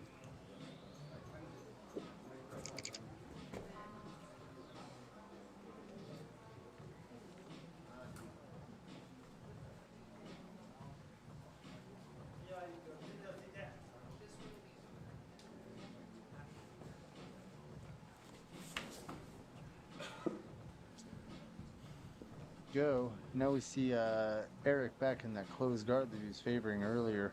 Hatakeyama pressuring the hips, looking to pass. Trying to set up maybe a body lock pass at this point. Nope, back to the hips again.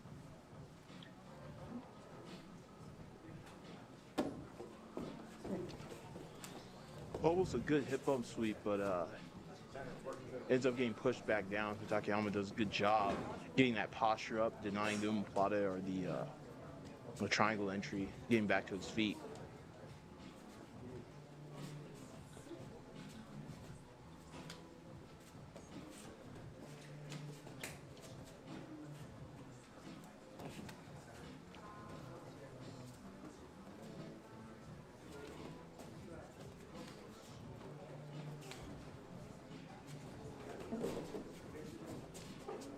See Takayama take a shot and it lands him in a front headlock choke position, head and arm.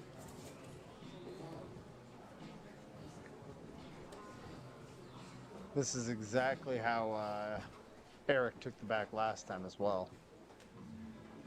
And so what Eric's going to do with that back take is he's just going to let the attacks fly, more calm and controlled, and just isolate what he can, while Takayama has to do so much work as a person trapped to try to get out and prevent himself from giving up very easy submissions.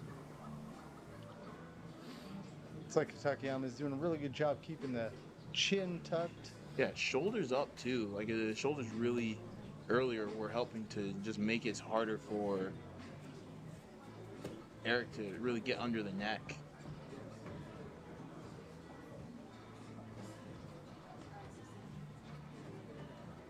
Going back and forth, really just trying to fight isolation versus isolation, but it looks like an armbar might be coming in. Armbar attempt, maybe belly down. Oh, Back to the guard. looks like Takayama does a good job being able to get back to a neutral position. He's back in the guard again. Might be able to use this as the best way possible. He's gonna frame on the hips. He might be trying to stand up, but Sitting back up into that Kimura attempt. ooh, but Eric's gonna keep using this opportunity to really try to hip bump up. It'll be interesting to see what type of pressure that Takayama's going to go for. I see him trying to pressure the hips if he's going to either get one knee in the middle or if he's going to try to stand up. But he's got to be tired from being the one stuck with his back taken for most of this match. Guards open now. Takayama's on his feet. He's got a tripod stance going. He's going to circle around a little bit.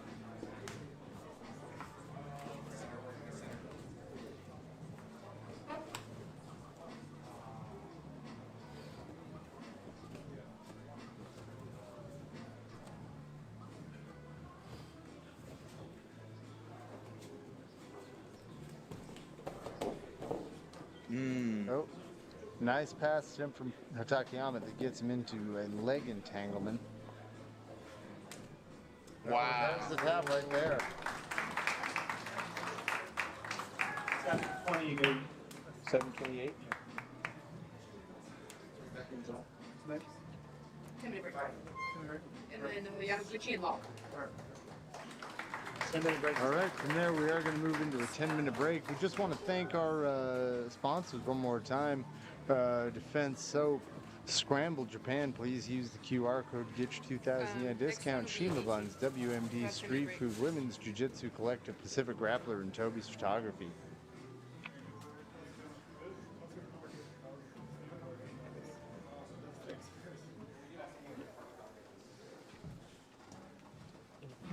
Go find it, Devil Edge. QR code. Okay,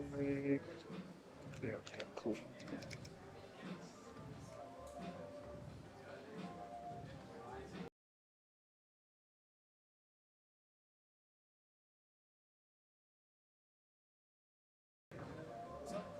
Yeah, no, 10-minute break.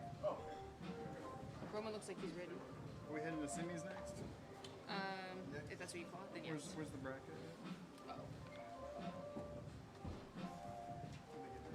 I haven't used this one right, but we'll have What number is it? loser 14. It's number 17. So just to clarify, let's say he's very confident, but let's say Marco wins. He's going to be going both? No. This is only if he lost. If Marco loses, he gets Okay. the chance. They have to That's be what I told him. I was like, if you go with the loser, someone who loses, you win. Yeah. But if Marco loses, then No, like if Marco gets to hit, say like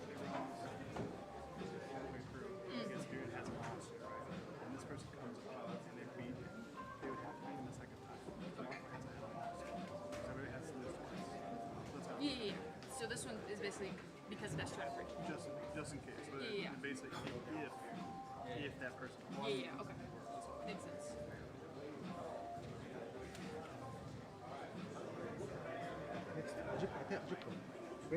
Yes.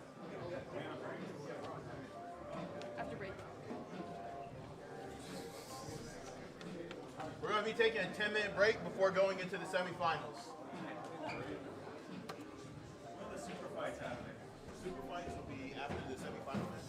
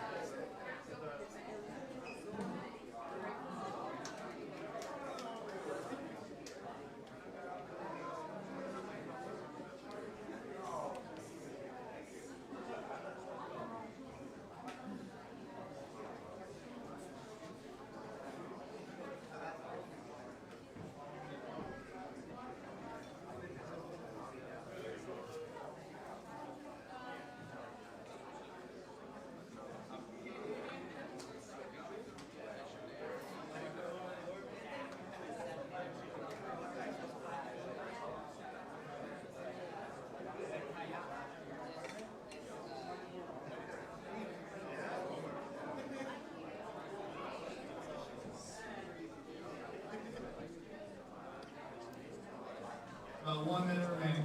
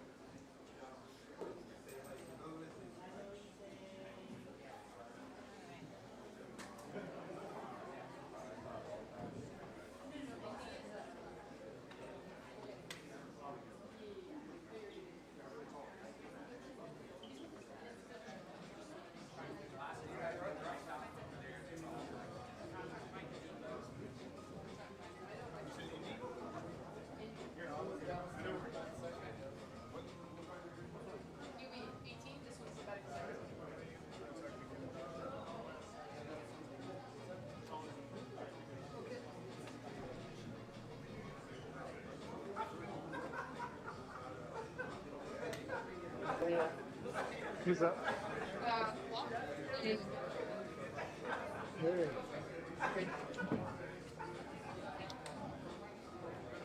All right, coming back to the stage, we have Loki and Genki Yamaguchi.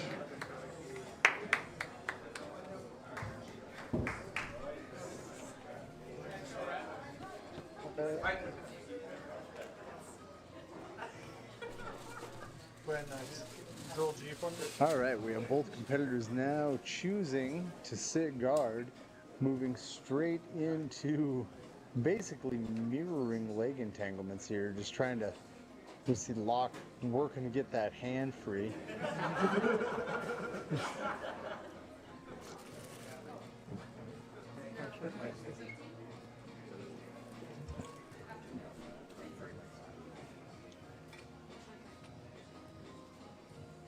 This looks like a little bit of an exchange without an answer right now. As we see Lock trying to isolate that bottom leg and strip the top leg off of the inside position. Failing that, we've moved up. Lock having both of his legs in the inside position while Yamaguchi maintains distance with his feet.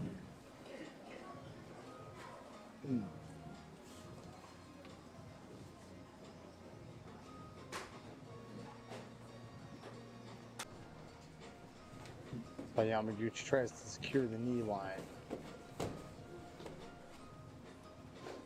Being that both of these competitors have already competed 3 times, I believe, again, something you see in longer form tournaments like this, you know, that fatigue's starting to wear in, and both of them wanting to be a little bit more economical with their motions. The left side jerk, keeping perfect.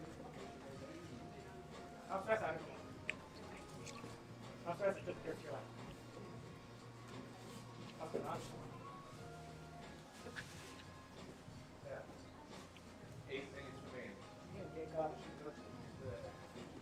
With 8 minutes still on the clock, both competitors have barely moved from their starting position here, where they found that initial sit to guard. Okay, we have Lock going for an Aoki lock on the outside leg, it looks like. while Yamaguchi tries to maintain distance with the primary leg as well as the stiff arm.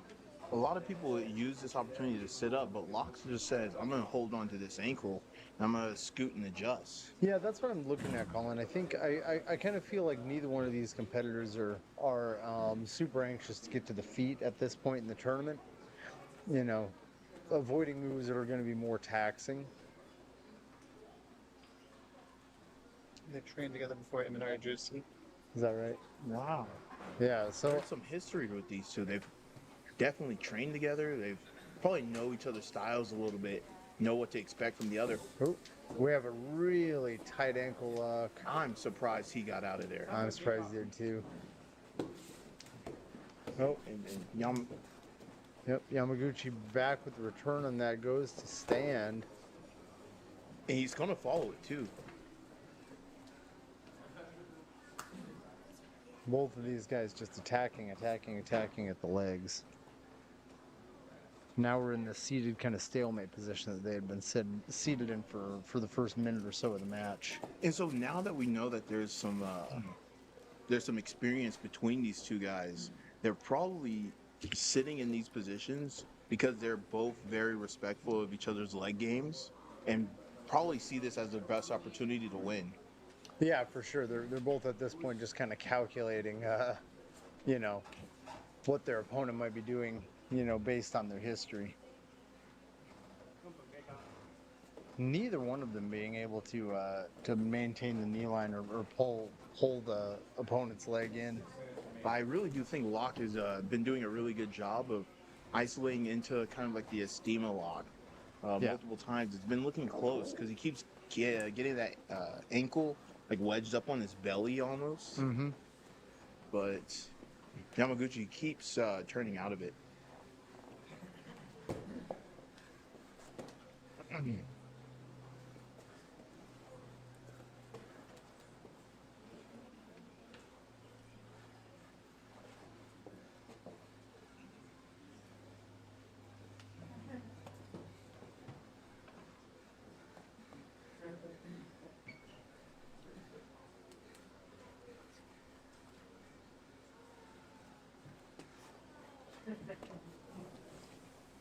Neither one of them are able to really establish the full inside position on this. Locke now going for a heel hook and Yamaguchi spinning out of it. Frees the leg, but isn't actually able to get his foot all the way back. Should be his calendar. This is fucking cool.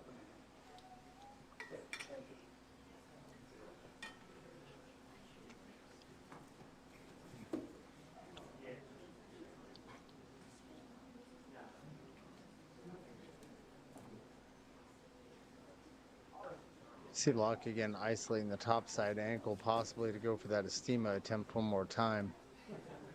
Again, like you were saying, a lot of people would take this opportunity to stand and pass or move around the leg, but both these guys are pretty committed to just the attack strategy that they've been going after. What I'm really impressed with is just how often Locke kind of just leans back, baits his opponent to come up to the top, just so he can start to look for the leg again in the isolation. Hmm.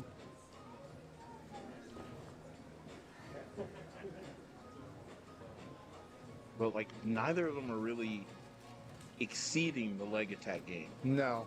It's like water and oil. Like they're countering each other so much that they can't even mix into a dominant position for either of them.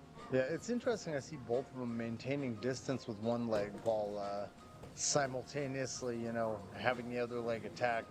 You don't really see a lot of hand fighting going on. Yeah, I see what you mean now. It's like he's using it to push away. Oh. Wow, that was an interesting way to come up. Had the straight ankle turned around to the side and slid back up. But again, Luan he's not even concerned with being on top. He's okay with just staying on the bottom again. If he genuinely believes that this is the best position to work from for him.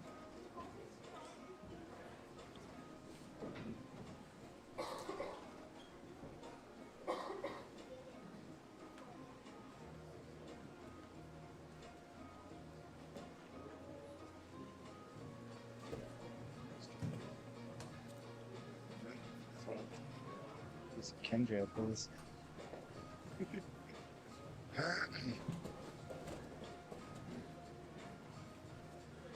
All right, we see Yamaguchi on his feet for the first time really this whole match.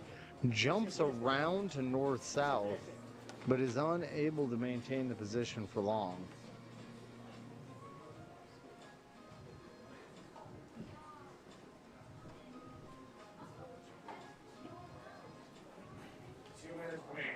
Two minutes left on the clock. Still either player's game, but the way things have been moving, we might very likely go into overtime. But looks like Yamaguchi might have a good chance of isolating the leg this time. Loki's got both his hips turned in the same direction, but it's still not going to be enough. Yeah, I feel like we've seen that over and over. Locke's really good at using that one leg, whatever leg's not being attacked, to create enough distance just to be outside the knee line. A little bit of a loose scramble there. Again, both these competitors showing fatigue. Yeah, a little bit of a laugh from Locke's behalf because I think they're kind of running through the motions trying to beat each other. Really just looking for what's going to be the easiest way to submit them without trying to scramble excessively and create too much exhaustion. But he's got the ankle again. Yeah, Yamaguchi again just steps right out of it though. You know what's crazy is like I've got to think like, has this been the key to leg attacks this whole time? We're supposed to just roll out of it? Like the way they make it look is just so simple and efficient that it really wants me. But it's not the roll as much as knowing which way to roll and when. I see.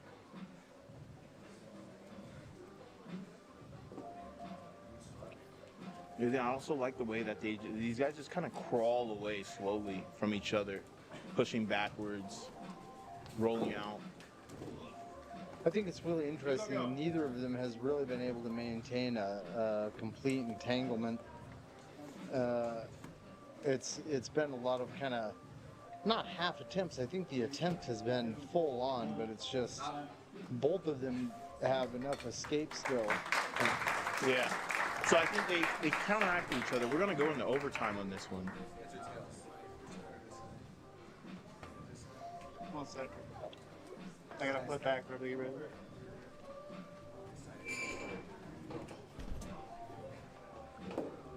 Switch. Wait till they sit down.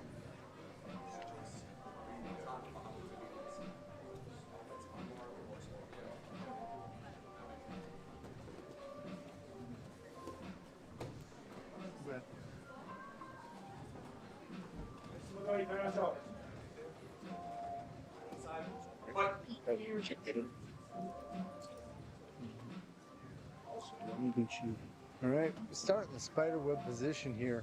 I really think Yuen's going to be able to get out of this. He's using his feet to try to knock his opponent out of the way.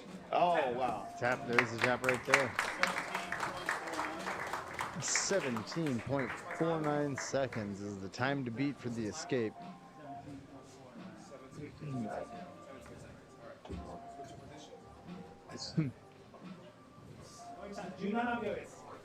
So now Locke is going to have less than 17 seconds to get a submission on his own.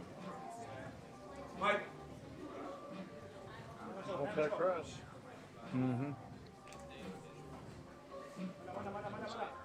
Locke using a crush to try to separate the biceps, pushing away at the other leg, putting enormous head pressure.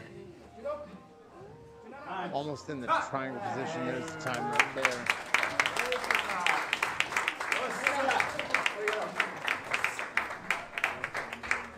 And that's your winner, Yamaguchi in overtime. Change.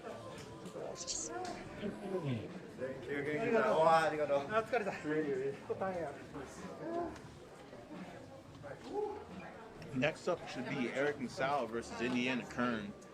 Okay. These over there.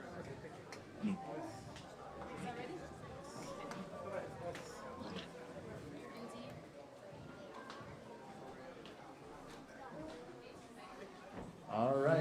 Next up, we have Eric Masal and Indiana Kern.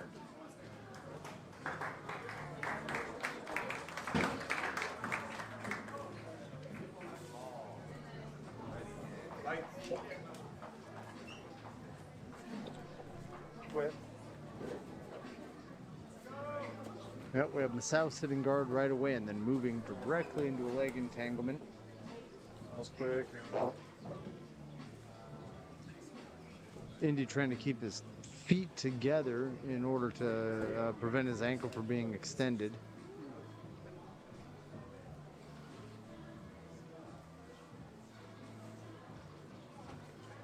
I'm saying right now, Indiana, in the fight to 50-50, it's who can get over onto the side first. Originally, Indy was getting over to the side, but it looks like he might still be in a lot of danger. Eric doing a good job of pulling the leg back to himself. It's going to be interesting to see whether one of them opts to try to come up to the top. Yeah, one of the It's going to be Indy. One of the hard parts about trying to execute a straight ankle lock, say on somebody with Indy's physiology, is that if he puts the boot on, that ankle's way behind you at that point. Indy did a good job of stepping out. Now he's going to tried to slide through the middle. It was a very close attempt, but looks like they're going to end up back on their feet.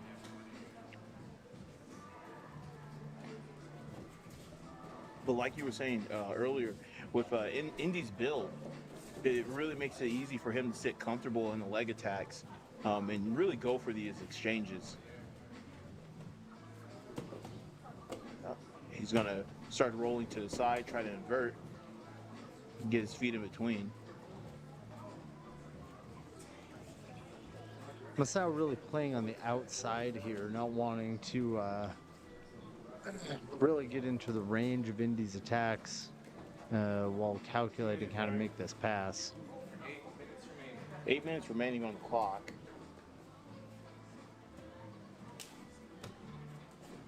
Oh, and we see Masao sitting back for a submission attempt one more time. Indy spinning out of it. And we basically just have a reversal of position. He's going to try to jump through, almost making it clear, but steps over to the other side. Really good movement on his... Working on a knee on belly, giving up. But Eric Masal doing a really good job of recurring the reverse Del Hiva and the Del Hiva, just alternating between the two. Another heel hook attempt from Masao. Very impressive exchange on that one so far. Masao attempting a snap down. Indy ending up down. I think Indy was almost trying to turn that into a wrist snap. Pretty close.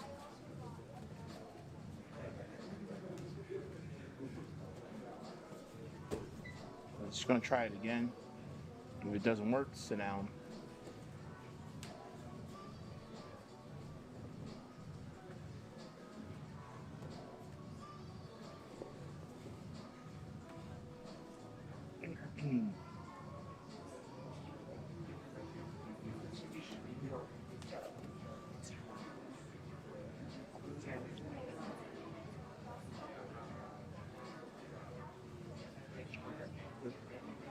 And he's going to slide up the middle, make it easier for Masal to start to work. But Indy actually uses that. Oh, yeah, starts working to the top.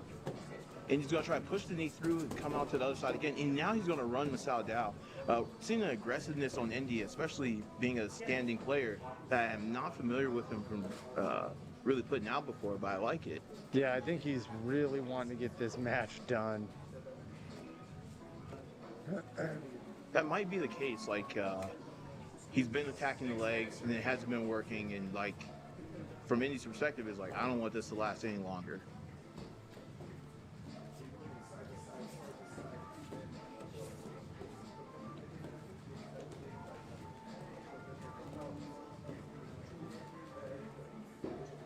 Well, Masao stretching him out, standing him up, and jumping right back into that leg entanglement. Wow. Indiana.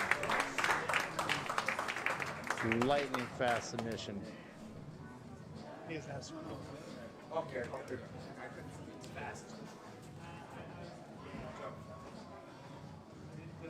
Who won that?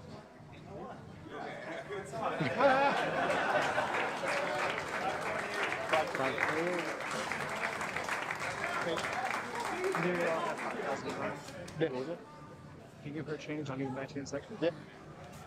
No, thank you. He caught me like right when I was in the board. He was like, okay. You know, normally I don't pay anything under 10,000, but you know, I got some change. No big deal, you guys. What's up, Marco? Next we got the women's super fight. After Marco is The one is okay.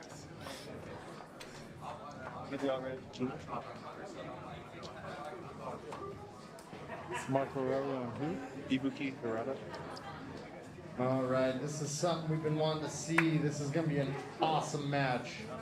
We have Marco Ariello and Ibuki coming to the stage.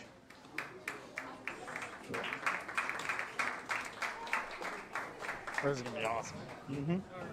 It's gonna be a good face. Two very athletic competitors, two very skilled competitors, two very technical players. Control G.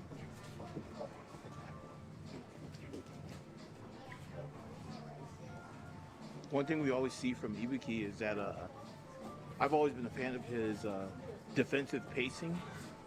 So it's going to be interesting to see how he goes against Marco. Now looking at these two guys side by side too, very similar size and body proportions. Marco maybe being a little bit more muscled, but Ibuki also having some size. Trying to throw him into the turnbuckle. But that's the thing, Ibuki has such a good sense of timing that he can be very defensive, and then as soon as he sees opportunity, he immediately rides the lightning with momentum. Yeah, we see both these competitors right now kind of sizing each other up, just looking for an entry.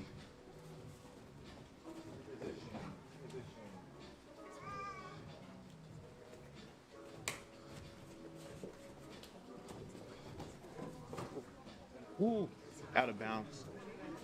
Ibuki doing a really good job of pressuring Marco, but like in earlier matches, we see Ibuki start off really starting to try to add some fire to his opponent. Marco going in for that single leg attempt and then choosing to sit down. Didn't like that entry, so he sat back up, sat back down, just really kind of, baiting Ibuki to come in and give him something he can use. If you remember last time, Marco does like to sometimes sit up from that sitting guard position into that double and into that single. Yeah, wrestle up if he can. But the problem is that will work on anybody else except Ibuki. But what a really good John Wayne sweep. Yeah, really nice reversal there. And now we see some of that pressure that Marco was putting on his opponent in the last round. You can really see if you follow the outline of his legs and follow where his waist is, you can really tell that there's a lot of pressure being added to the bottom. And then Ibuki trying to maybe meet him with a John Wayne sweep of his own. Still might be able to, but without kind of getting that arm trapped, it might be hard.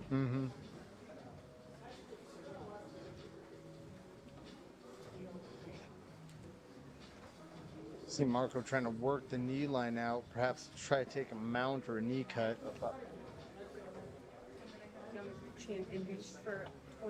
Okay, cool. I haven't down these yet.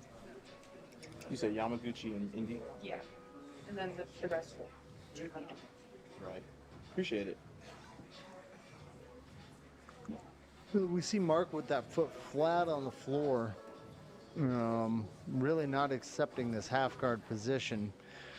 Even though Ibuki technically has the underhook on the same side as he has that half guard, he doesn't really have any kind of purchase across the back with Marco controlling the purchase across the back. If he can't really reach around to control the waist and the hip, the underhook not necessarily is anything. But he can still use it to push the upper body to create space, which he did in order to get up. We see these two athletic competitors back on their feet with Marco sitting guard immediately upon the reset. Ibuki gonna try to reattach the guard entry.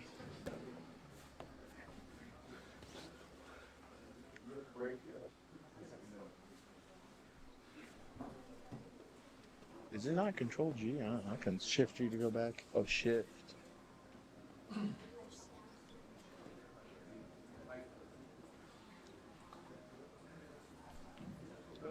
Control G.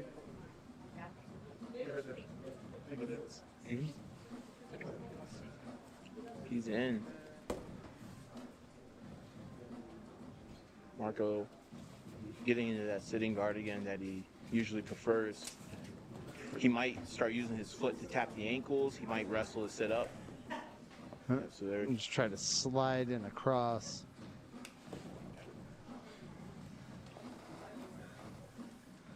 I think Ibuki's like looking for wrist control so he can start trying to get some pinning movements going.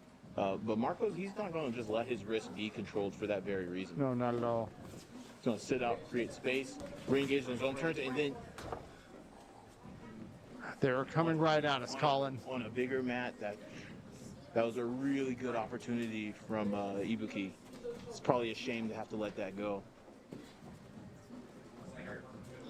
You know, I always think about that too. You know, restarting from the center of the mat, restarting from an out of bounds position.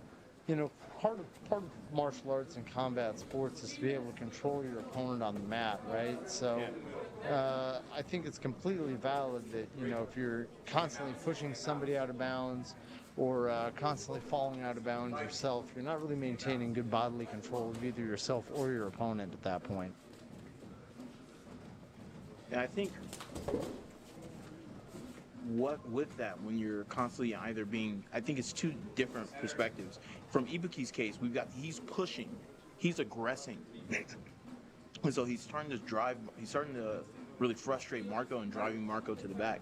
So again, if Marco sits down to the guard like he did before, Ibuki might start to sit over and try to get into that headlock position, try to get into that head and arm, Darce. You might try to set up any of those from being on top from having the stance. See, there it is.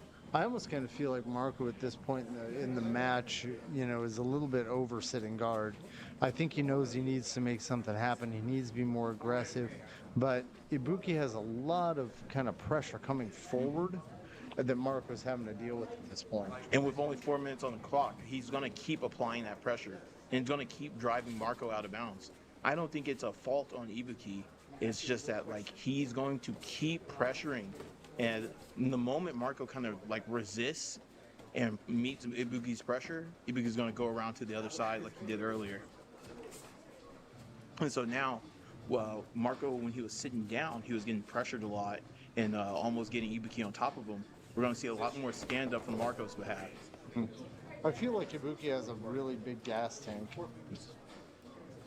Yeah, that's got to be true. Like, this dude's been doing this all day. Like, both of them have. But Ibuki's just been doing it with a pace that's just insane. Yeah. Or just eats, like, carrots and water. You're describing a horse. Well, horses are known for...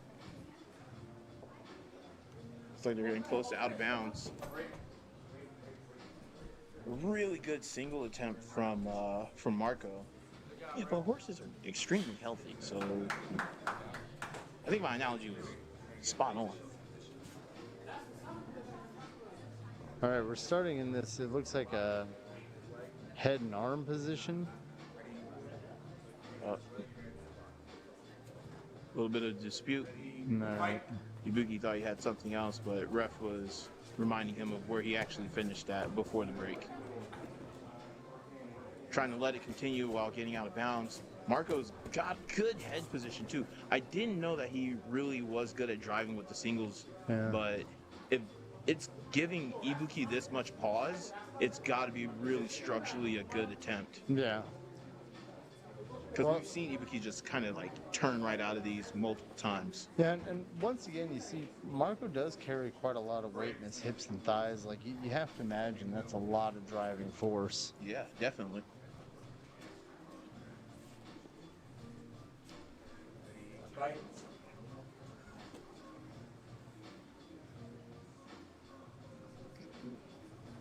You see Ibuki here trying to strip the leg grips, not wanting to deal with that stand-up attempt again.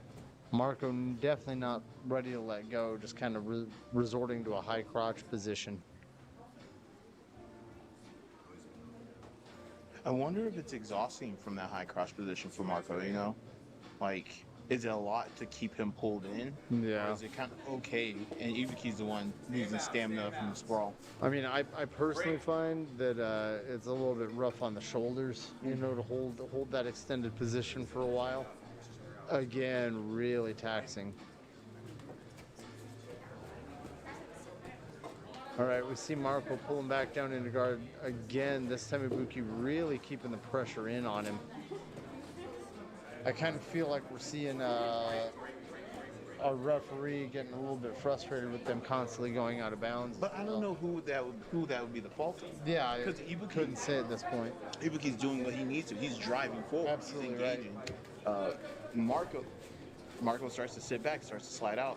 I know he's trying to use the timing to kind of whip around behind Ibuki or try to set up that single leg again.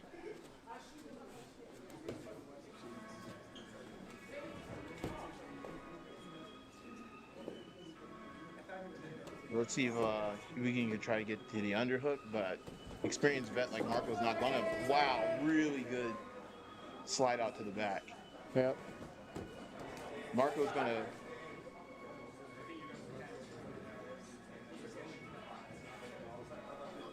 Marco did a really good job of getting out of that position. Used the feet to try to press Ibuki almost out of bounds a little bit at the beginning. Yeah, I gave him a bit of shove with those feet. All right, we're going to start back in this front headlock position. You know what's interesting? As the morning has gone on, the competitors have started getting more and more overtime wins as far as submissions because we're starting to see a balancing of the skill levels. Yeah, I think that's right. Well, and again, balancing the skill levels, and then just when you're on your third match of the day against a really strong competitor, that fatigue's got to be setting in.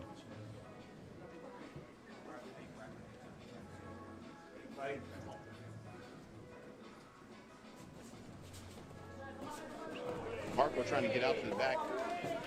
Woo. Ibuki just staying aware of where he's vulnerable at and making sure not to give excessive openings. Just an extraordinarily good scramble. Now we see Marco in that top position, almost kind of an inside camping position on the legs, putting that pressure like he's been doing throughout all of his matches. So now we get to see Marco kind of in that spot where he likes to be, genuinely. Driving forward, he's got weight, got his hips down and in.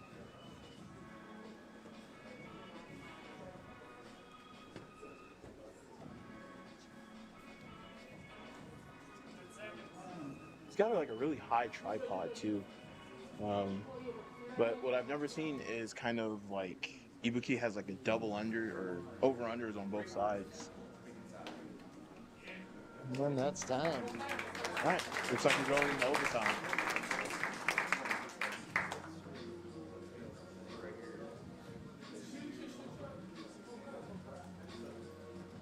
There's the coin flip.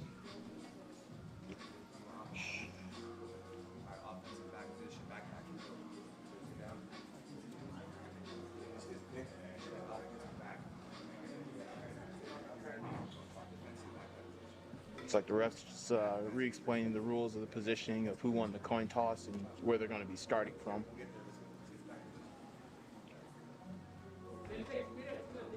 All right, we have Ibuki on the back.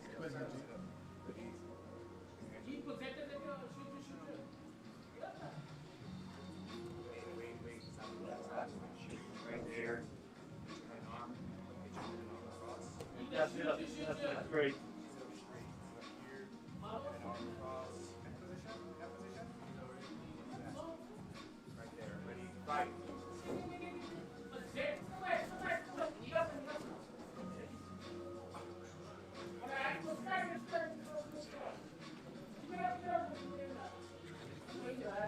Marco immediately fighting sideways, kind of getting his head and neck out of alignment for the choke. What we saw earlier is that Marco had already had like a pretty big lean to the side earlier. Mm-hmm.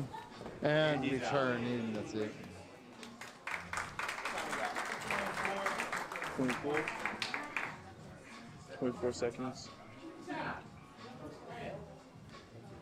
All right, now we're going to go into Marco's opportunity out of red corner. No, David, he chooses. He chooses.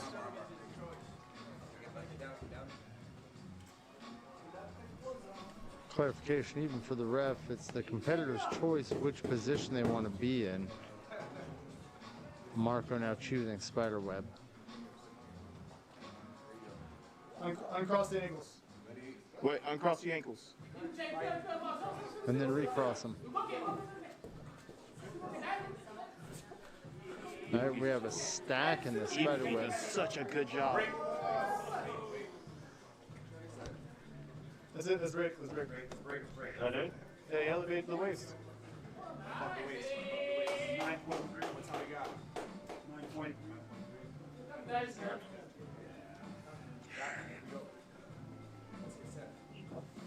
All right, Ibuki one more time on the back. So for audience, the reason why they stopped is that as soon as Ibuki stands up and elevated him, in order to protect the competitors, Ibuki lifted him off the mat. So basically, it's Ibuki's win from there. If you can pick up somebody from the guard like that, the refs are just going to give you the match as far as both safety and just efficiency of positioning.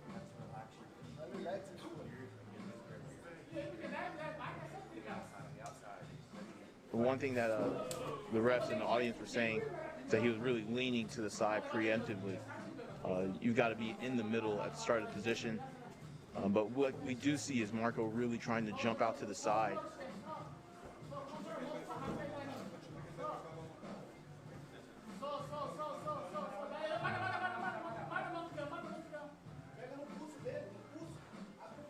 It's going to be up to the ref to determine what escape looks like.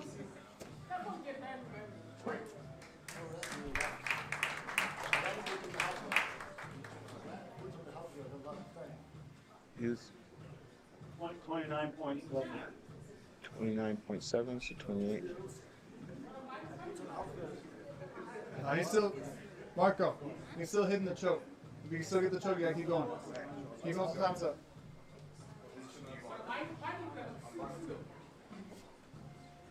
Wait. No.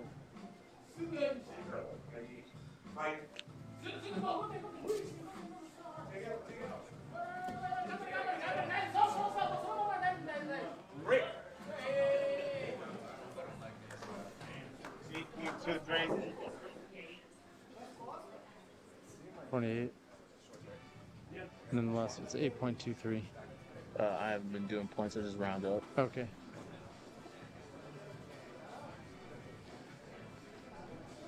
All right, this is going to be the last one, unless Marco can get out here pretty quick and then get a sub on his return.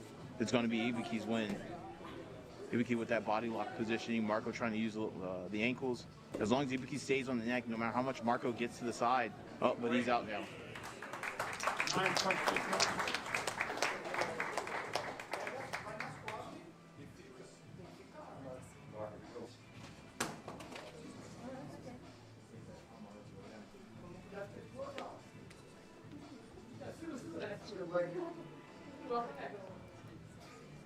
Marco having a hard time maintaining this armbar position without getting stacked and then elevated.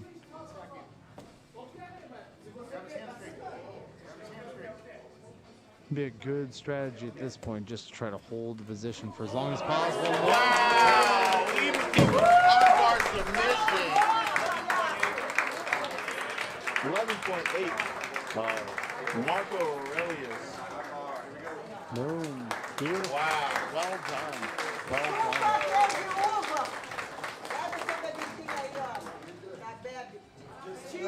Cheers for you. Don't have defense. Cheers for you. Red and done. You are welcome. You are welcome. Cheers I thought he won. Yeah, you guys. Super fight? They're good. Yes. All right. Female match. Marie Abe. And then Shinyu. All right, introducing our women's super fight for the day. We have Marie Abe and Shinyu Lin.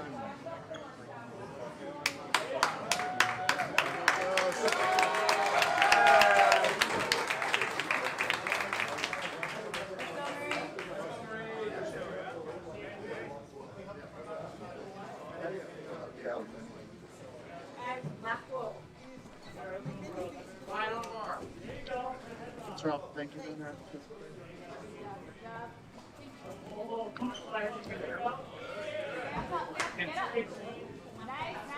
Looks like we had like almost like a Tomoe attempt. Yeah. But she was using that inside hook to really just control her descent downward too.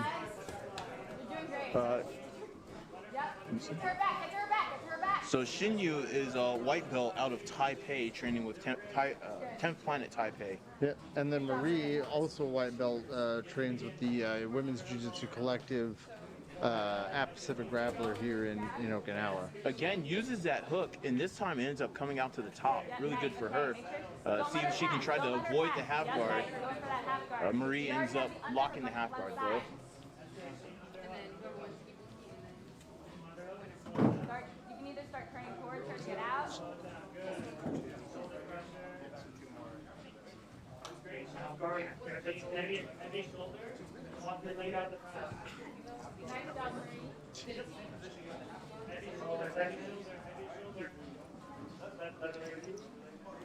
All right, we're resetting in the middle. Marie with a loose half guard gets passed right away.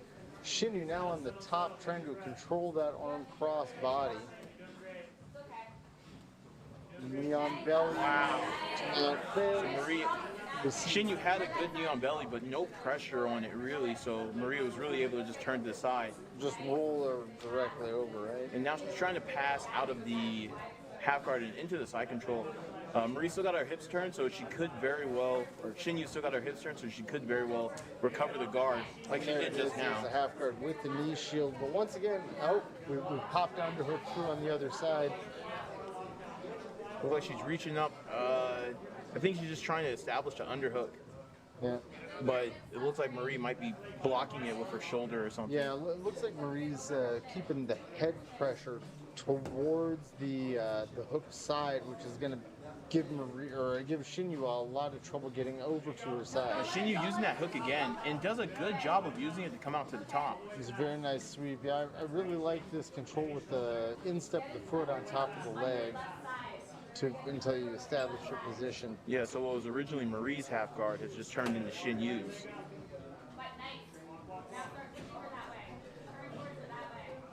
I've heard it said before, half guard is really a 50-50 position. Well, and there you go. The perfect timing, perfect example. But now it is Marie's opportunity to just kind of posture up, get her arms clear. Yeah, she better watch that arm. She's in danger. What we've got to watch out for, Shinyu trains, and you can hear her coach, Marshall Stamper, in the corner. Shinyu's been really good at... Oh, but Marie managed to get to the side, get out to the other side. It's really good on her behalf. I like that pressure through the invert that she just did. Yeah, it was really nice, really nice. The hard part is her getting that pressure. Shinyu's been able to create a lot of space, but now looks like Shinyu's been really good at not being flat on her back this entire time. No matter the head pressure, no matter which way her arms are being pulled, she's just staying up on her side, able to exert force through the hips. Oh. Oh, fine. We see a good amount of flexibility from Shinyu as well. She's now, used almost like an inverted triangle position to come up to the top. Before the ref had broke it up, I think she was even setting up a buggy choke. So really just showing off the 10th Planet Taipei's kind of move sets right here in one of their white belts, which is pretty impressive. She's going to end up getting to the back. She got a rear naked. Let's see if she can get both hooks in as well. And then it's her position to really keep. Yeah. There's not really a strong chest to back connection here, so it does give, I think, Marie I do think she's actually pretty on the back. And now she's got a body triangle as well. It's going to be tough. Looks like it's got to be a lot of pressure, but it's mostly probably just turning Marie's neck. But definitely looks like Shinyu's close to being under the chin any moment now. Yeah, you can hear her coach in the corner telling her to just take her time for this position. Yeah, by all means. That's absolutely the right advice. This is a lot of, pressure on Marie and a lot of. I really think that there's no way for Marie to get out of here. Shinyu's got it behind the head. Fights the hands. If I were Marie, I'd be reaching back for that top hand. I wouldn't necessarily be trying to fight the elbow hook while, you know, unless it was some kind of unstable position. Once it's in there and your chin is locked in as defense, you can really start fighting the hands, fighting the wrists. Marie's doing a good job hand fighting, but it just, I'm really impressed that she, yep, there it is. Right there.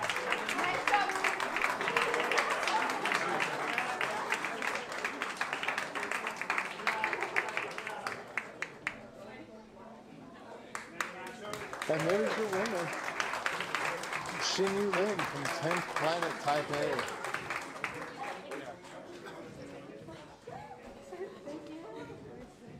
Next to it, right? What we got up next, Colin?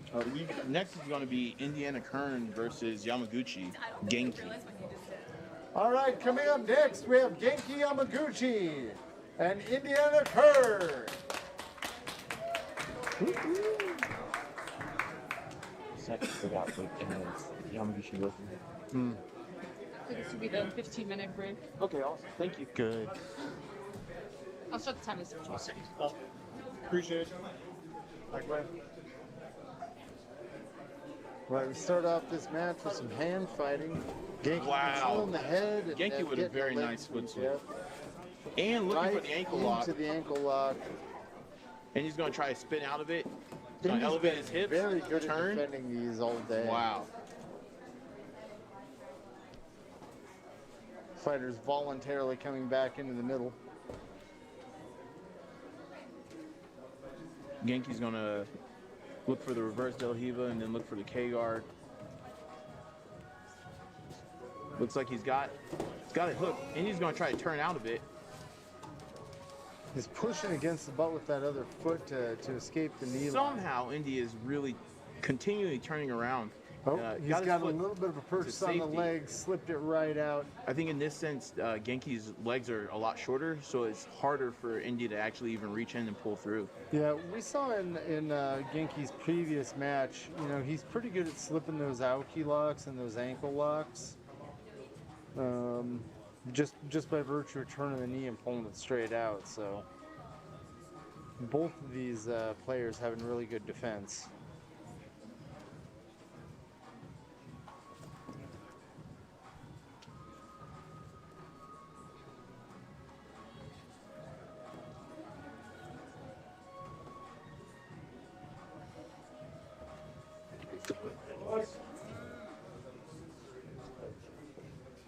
You're just working through submission attempt after submission attempt. Looks like Indy had pretty good purchase on that leg for a second. I think it caused Genki to panic and flop to the other side there. Indy's triangling his legs to try to get the attempt, but the knee line is just, it's so hard to get that secured in this positioning that they're in.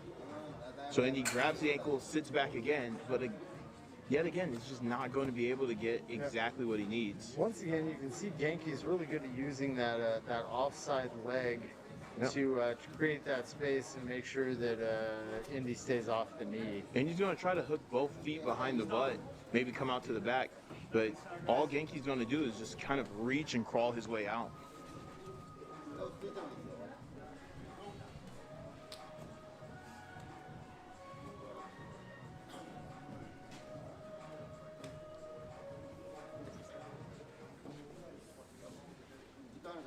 All right, we have these two guys back on the feet again, back to standing. Indy taking a crouch and hoping to snap him down using the arm.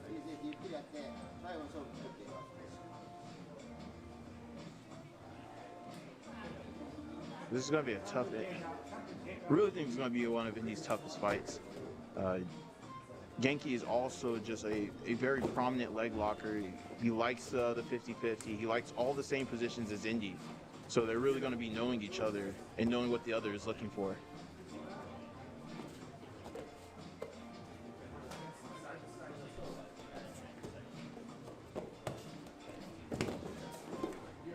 Ooh, see Indy kind of fake him into a north-south and take the back. Yeah. He did a good job of getting to the back now. Wow. Genki Yamaguchi really coming out to the side. I was gonna say, if Indy gets a body triangle on him, that's really hard to deal with. But he looks That like he would was trying probably to. be his winning ticket, is getting to the back and getting a body lock. Because then I think an opponent like Genki will just be really pressured and being stuck inside of Indy's back positioning. Yeah.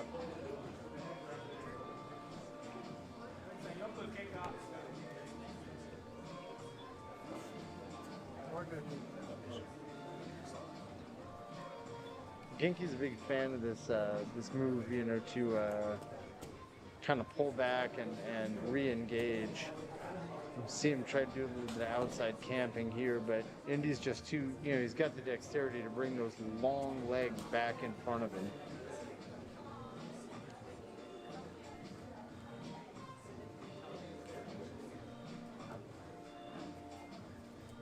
Genki's doing a real good job of like grabbing the ankles too, and really good transition there. Genki was initially passing, saw the opportunity to set up the heel hook, almost got to it.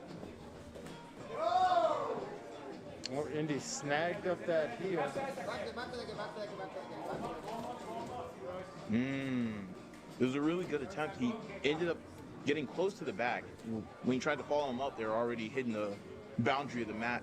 You'd have to wonder that maybe that played a factor in being able to come up.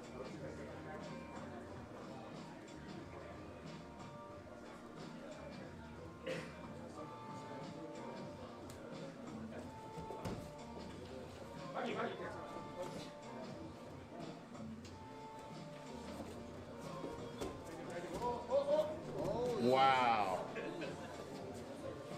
Yet again, Genki ended up getting to what I think was either straight or a schema lock. Andy was just able to spin right out of it. Andy on his side now, really comfortable, really looking for that ankle, just trying to get a firm grip with that bottom hand, and then going to invert.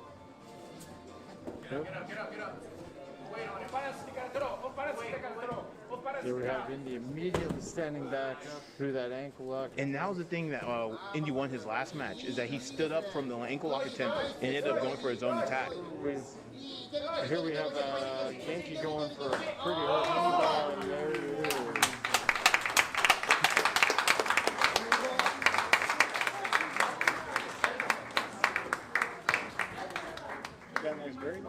Break.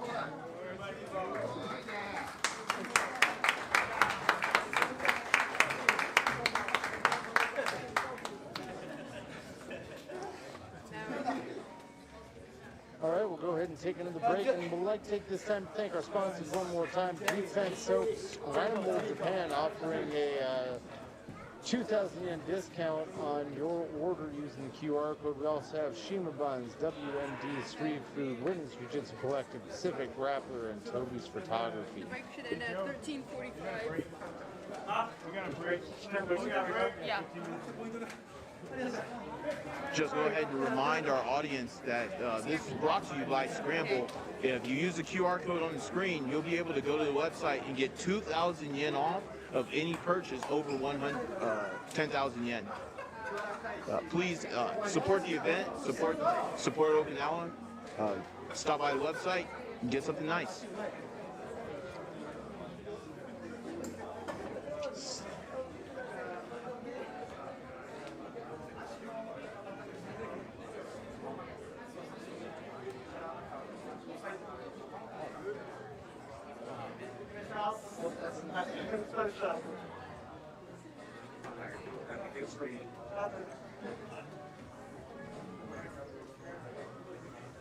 You're distinguished. Yep. 19. No, 19 was cool. There's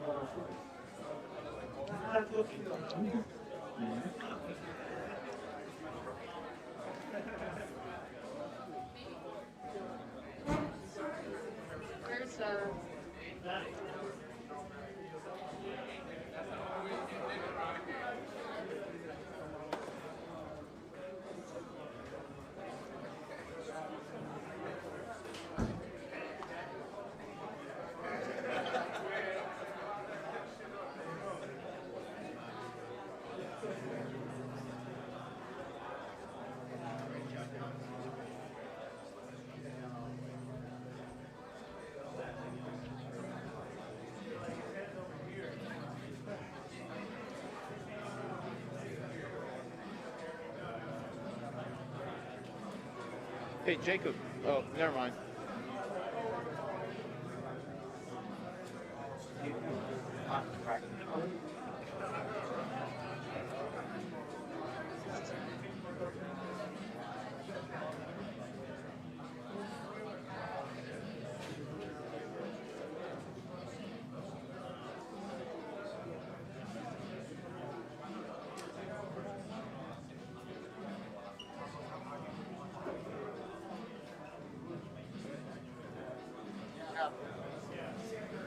Come on, anybody in the crowd?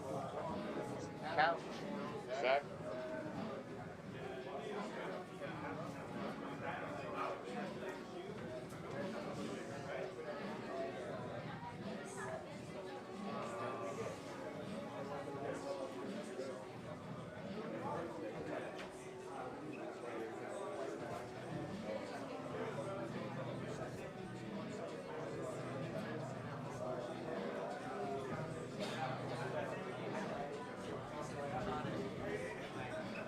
So, in the future, when they got the bag, would we consider escape once they don't have upper body control? Is that what? Because he could have This gotten is still on.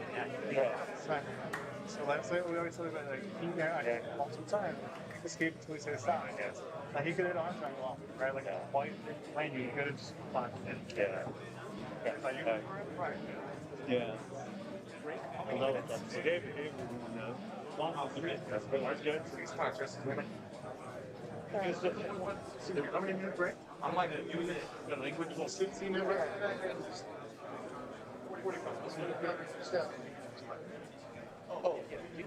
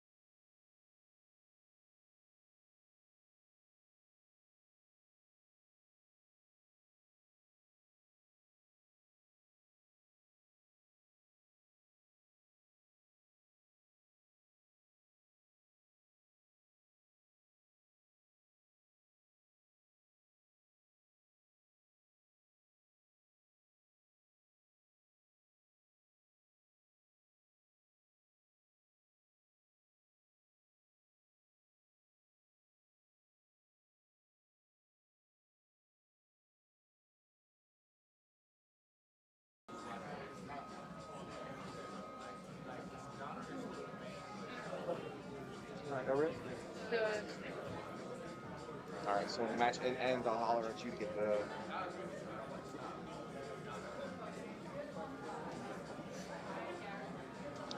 Out of all the grappling and weightlifting that I do, the most physically arduous thing that I've done this week is sit in that chair.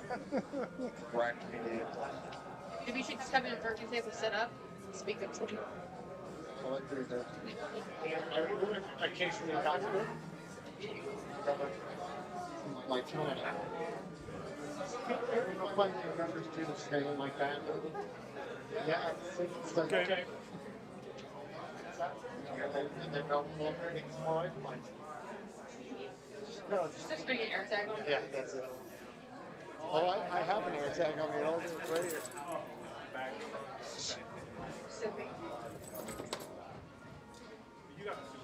Ready? Super fight? I think it's the amendment. Okay.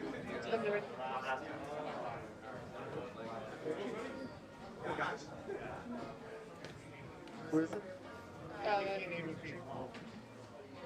Yamaguchi Ibuki. Alright. You guys come to yeah. Alright, coming out right now, we have Ibuki Yamamatsu. And Yamaguchi? Yeah, Yamaguchi. And Genki Yamaguchi. God, what?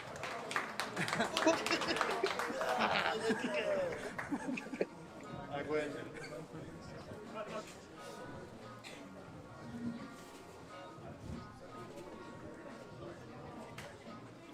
All right, looks like we're underway. Can't help but notice, Ibuki's got like almost a full cast on his arms. Looks like the overtime armbar submission might have did some damage on him. Two competitors here who are now more taped than they are man. Strategically, I just want to figure out how he's going to adjust with one arm because he's not even. He's not engaging with it at all. Like he's not even moving. Yeah. I'm just. Like,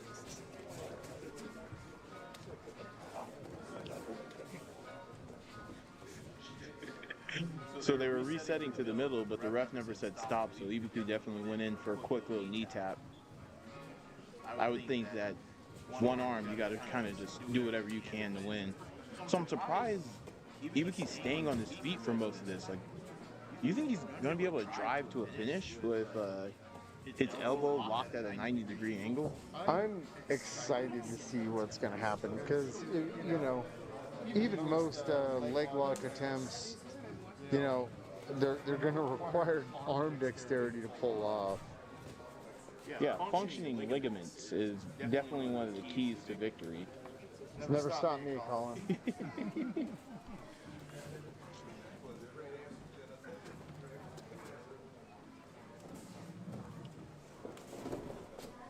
Nope.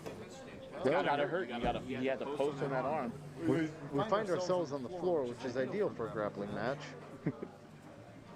So right now, Ibuki's got kind of like a half guard. At least he's got the leg across from the bottom. He's not really triangle locking the legs. But I guess from this angle, he doesn't need to necessarily. But he's going to get that other hook in, create a butterfly. Still using it too. It's pretty dexterous on his behalf.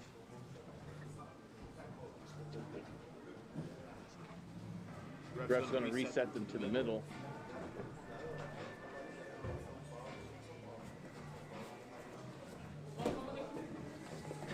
Oh my gosh. I see Genki with a back take here. And if you're Genki, you've got to be wondering, man, do I want that arm?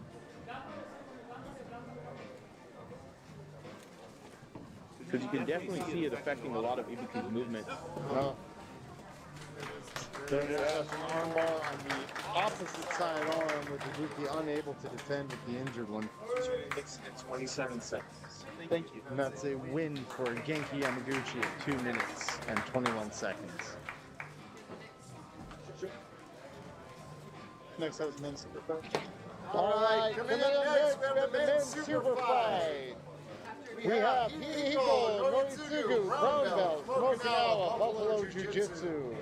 And Matt Cox, black belt from San Diego, 10th Planet San Diego, under Ferdinand Martinez. Since he has a flight at 5, so we can try to be fast. Control dude. Playman.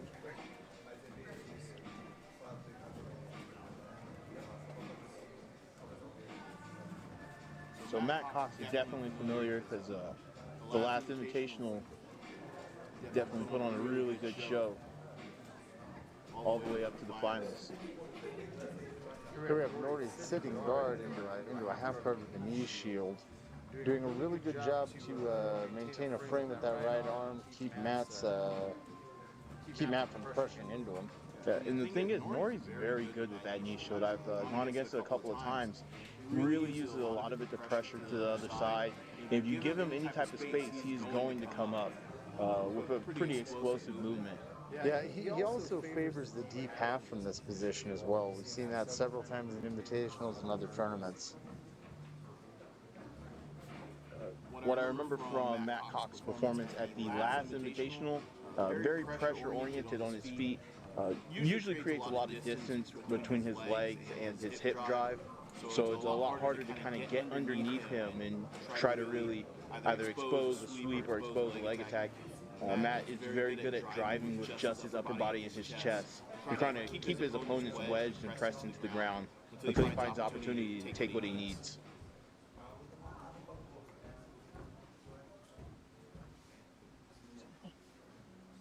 Nori not letting up with this knee shield at all. Matt really doing his best to try to control that left arm and negate these frames a little bit.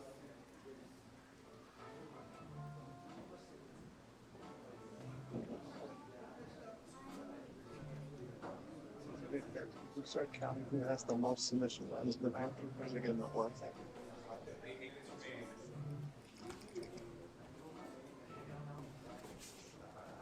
All right, and we're back on our feet.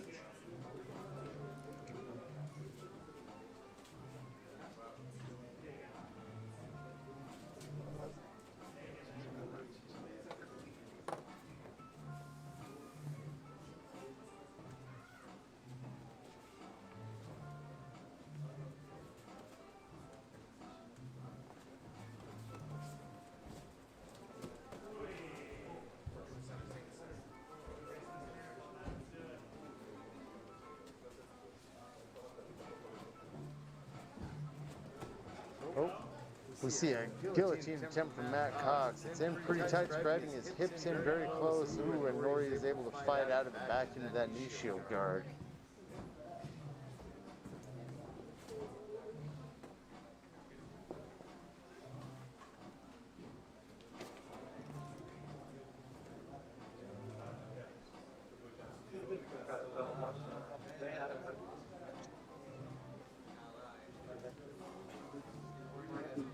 Don't really see a lot of attack happening on Nori's side. He's mostly being very defensive right now. With Matt still driving in from the top there, keeping his feet pretty wide apart and his hips pretty low on that knee shield. I'd almost say he was overcommitting forward, except for he's really using his hands to pressure through those frames. Nori could potentially have a John Lane sweep, but I think it's because he's already in the knee cut position. He doesn't have that necessarily. And then Matt's just keeping his hips really high, really elevated, really just away from his opponent, using just his shoulders to really do the heavy lifting of his pressure. Using his hand to kind of just frame against the face. Nori's going to try to go down into the deep half, but Matt has got a little bit of a give on his shoulder, so it can get isolated.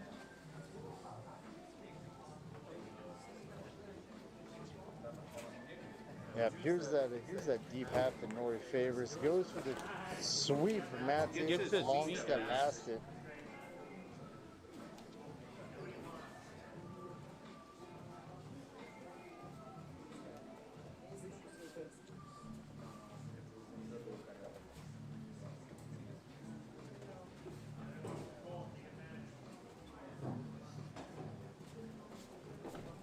All right, we see Nori pull that half guard one more time. Or he wants it. But again, so instead of trying to drive forward and drive past, Matt's gonna post his leg out pretty far, stay on his toes, and really just keep his trying to mitigate how much pressure that knee shield is driving back into him. Yeah, I just wonder from Nori's perspective what the path to victory looks like for him from this knee shield guard. I think what Nori's trying to do, because I try to use half guard and deep half as well. He's really trying to get into the deep half so that as soon as he sweeps him, Nori can immediately try to pressure this guy and get him on his back.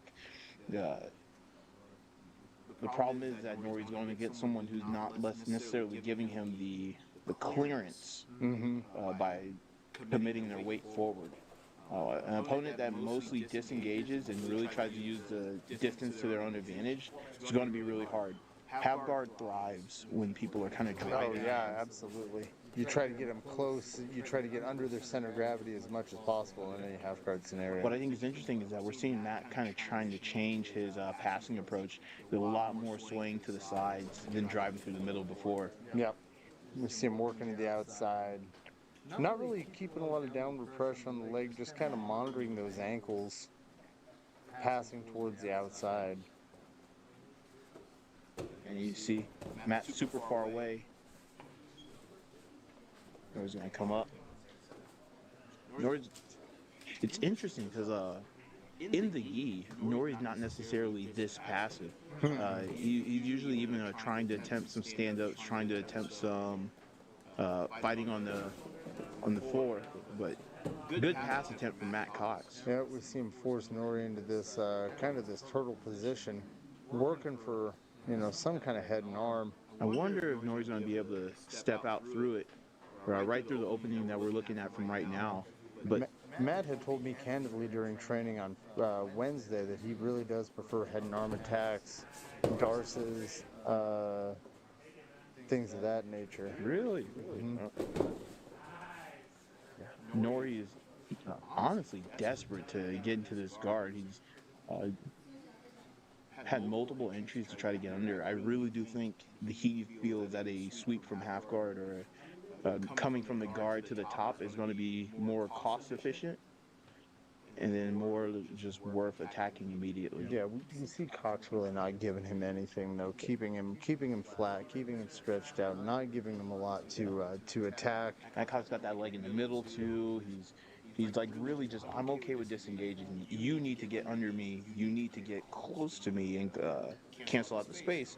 So I'm just not going to let you. Yeah, we almost see his palms up under Nori's ribs, keeping him at distance.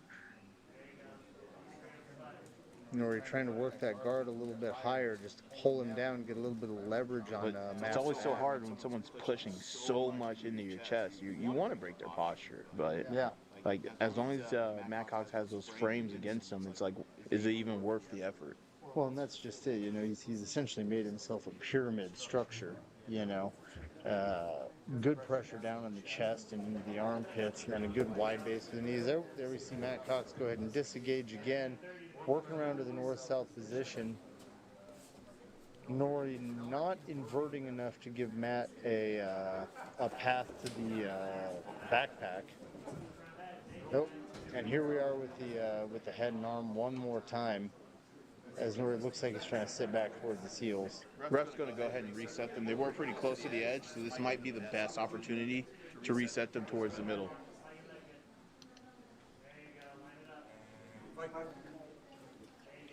All right, we find ourselves in this head and arm position one more time. Nori doesn't seem too pressed by it. He's just kind of sitting back on his heel. He doesn't want to be drugged I think he's trying to look for his opportunity to try to fall into the half guard again. I think that's right. Yep. And he finds himself in a closed guard, trying to attack one arm, drag it across the sides. He tried with the left arm, and now he's going to go for the right. Matt Cox with a knee up the middle, can go in a knee slice. He's going to probably just step around again because he's been working. He's been working this whole time, so keeps him flat, kind of goes around. But another thing about Matt Cox is that as with only 20 seconds left on the clock, Matt loves to go into overtime. The rule set, this kind of a submission clock countdown, Matt thrives in there. He's really good at these positions, so he saves all his energy for that. Yeah. And we'll head into overtime.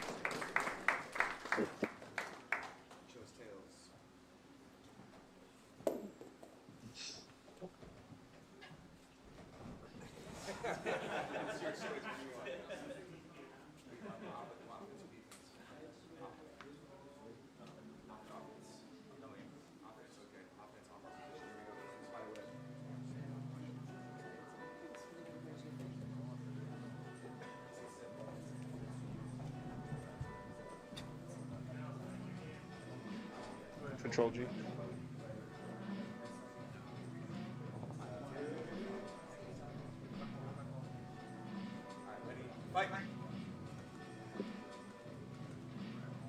We start here in the spiderweb position.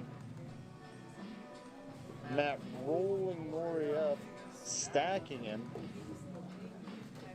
Nori trying to make space with the opposite arm while he maintains purchase. And Matt Cox picks Nori up past the waistline.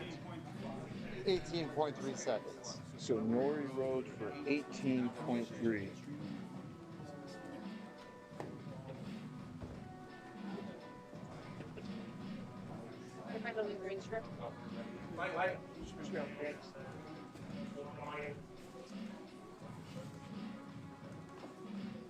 We see Cox digging for this armbar, trying to dig through the wrist lock to grab it.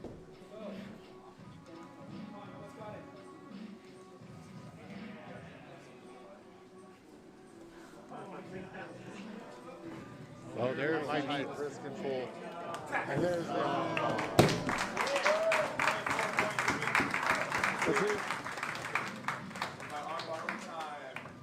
Armbar in overtime. Matt Cox victory.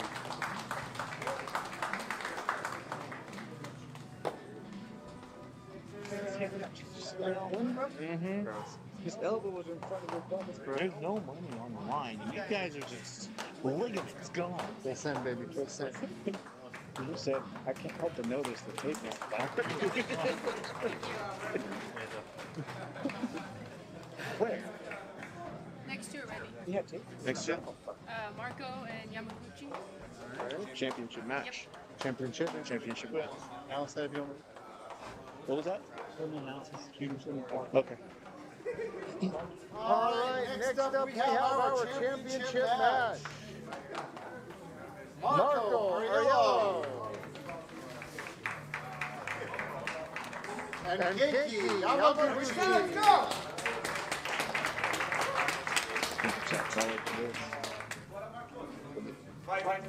So as we start the championship match, just remember that Yamaguchi's coming off of the losers bracket, and if we look at the record, these two already fought today, and it was Marco who took the W. So we're going to see what Yamaguchi can do to adjust, or if Marco actually has him clocked in already.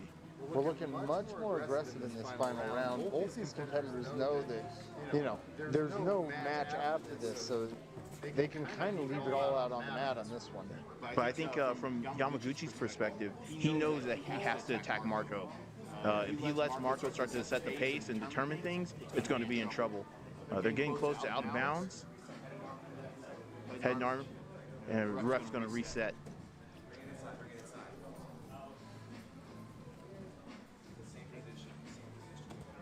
Same position, head and arm.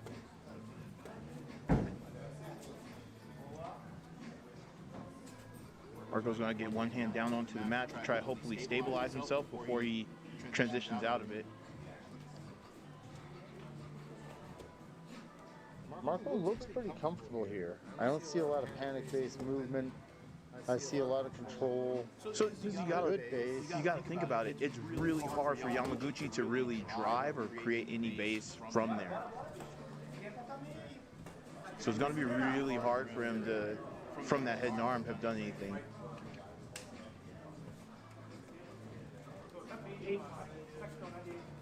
So one thing we might see is Marco with that initial sit down. He might wrestle up, go into that single like he did before. From my perspective, I think Marco's probably feeling way more comfortable with an opponent you already beat tonight. Yeah, I think that's right.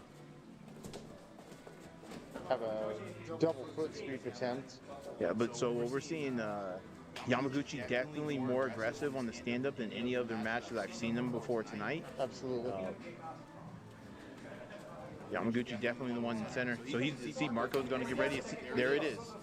He likes to sit down, make it look like his opponent can relax, and he just sits up. Marco definitely respecting that headlock attempt. The problem I'm seeing here is that every time Yamaguchi gets here, Marco starts inching his way closer to the out of bounds.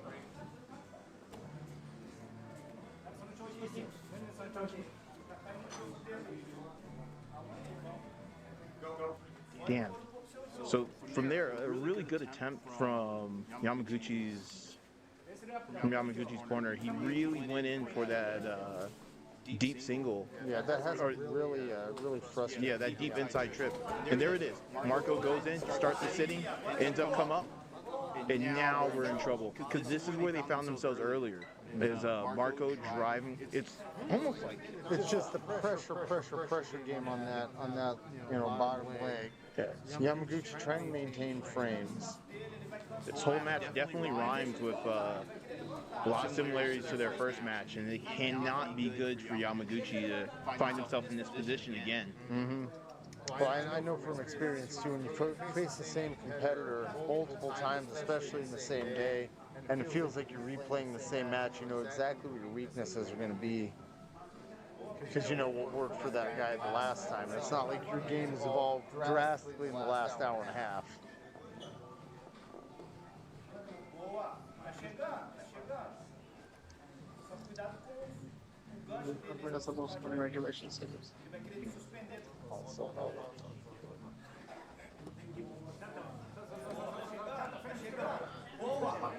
Most non-overtime subs.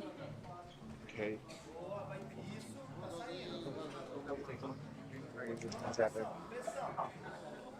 All right, we see Marco here inching that knee out, maintaining good position at the top side of the body.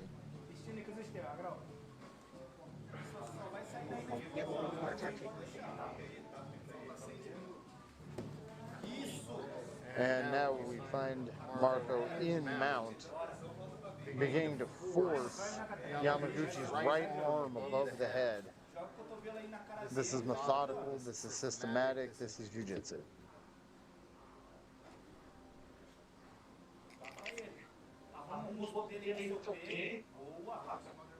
Marco knows at this point that he does not have to rush.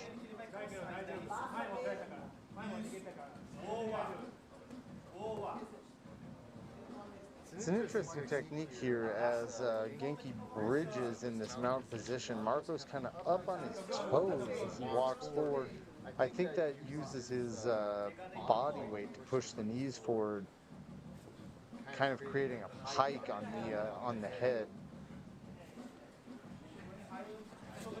Marco isolating arm, looking like he's going for a head and arm choke.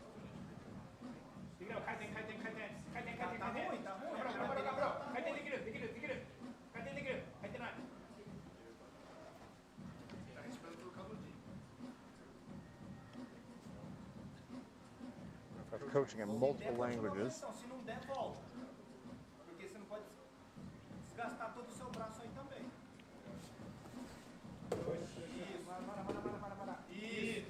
Now, from my perspective, Genki's going to have to try to turn his body either away and push down to the armpit, which is exactly what he did. All right, Marco takes the back and has a pretty tight toe. Oh, wow.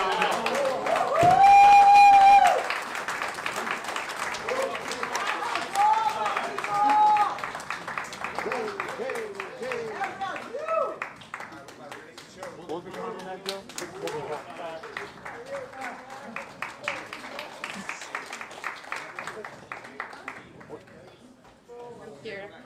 Work here is accomplished. Go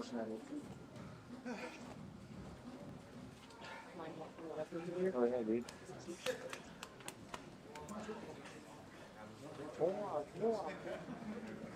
I thought you guys were gonna be able to talk so that everyone could hear you. No, I thought so too. But I was. It's been like in the past, right? Yeah. Yeah, we weren't.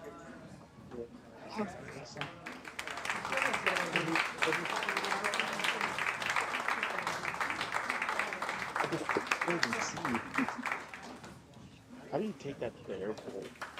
You know, I'm not putting it in my camera. I'm carrying this shit out. I'm putting it under my hoodie, so then when they go, beep, oh, sorry. Oh, sorry. Oh, my I must have forgot about my. God, I was wearing. Oh, remove my belt, you say? Silly me. Silly me.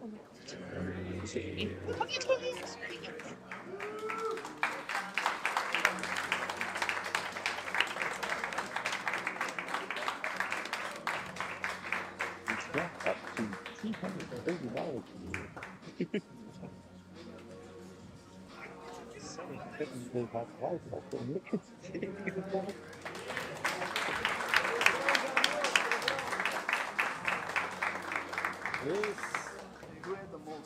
The most non-OT submission wins. You gotta call him back up. It's Marco. It's Marco.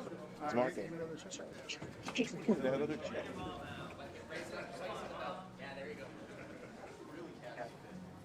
You take him to the airport.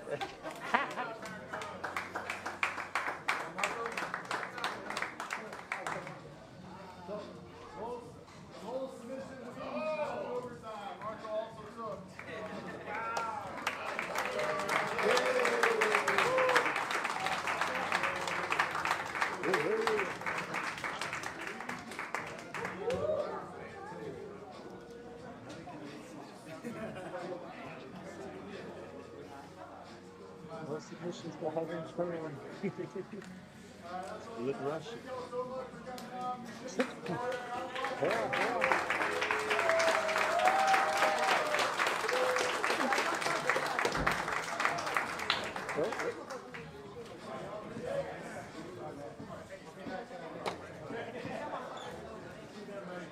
Alright.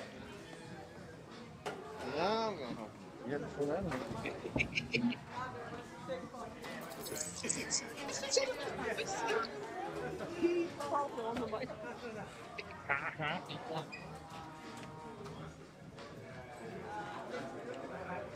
Thank you to everyone watching from home. Please support us on every single event and look forward to the next ones in the future.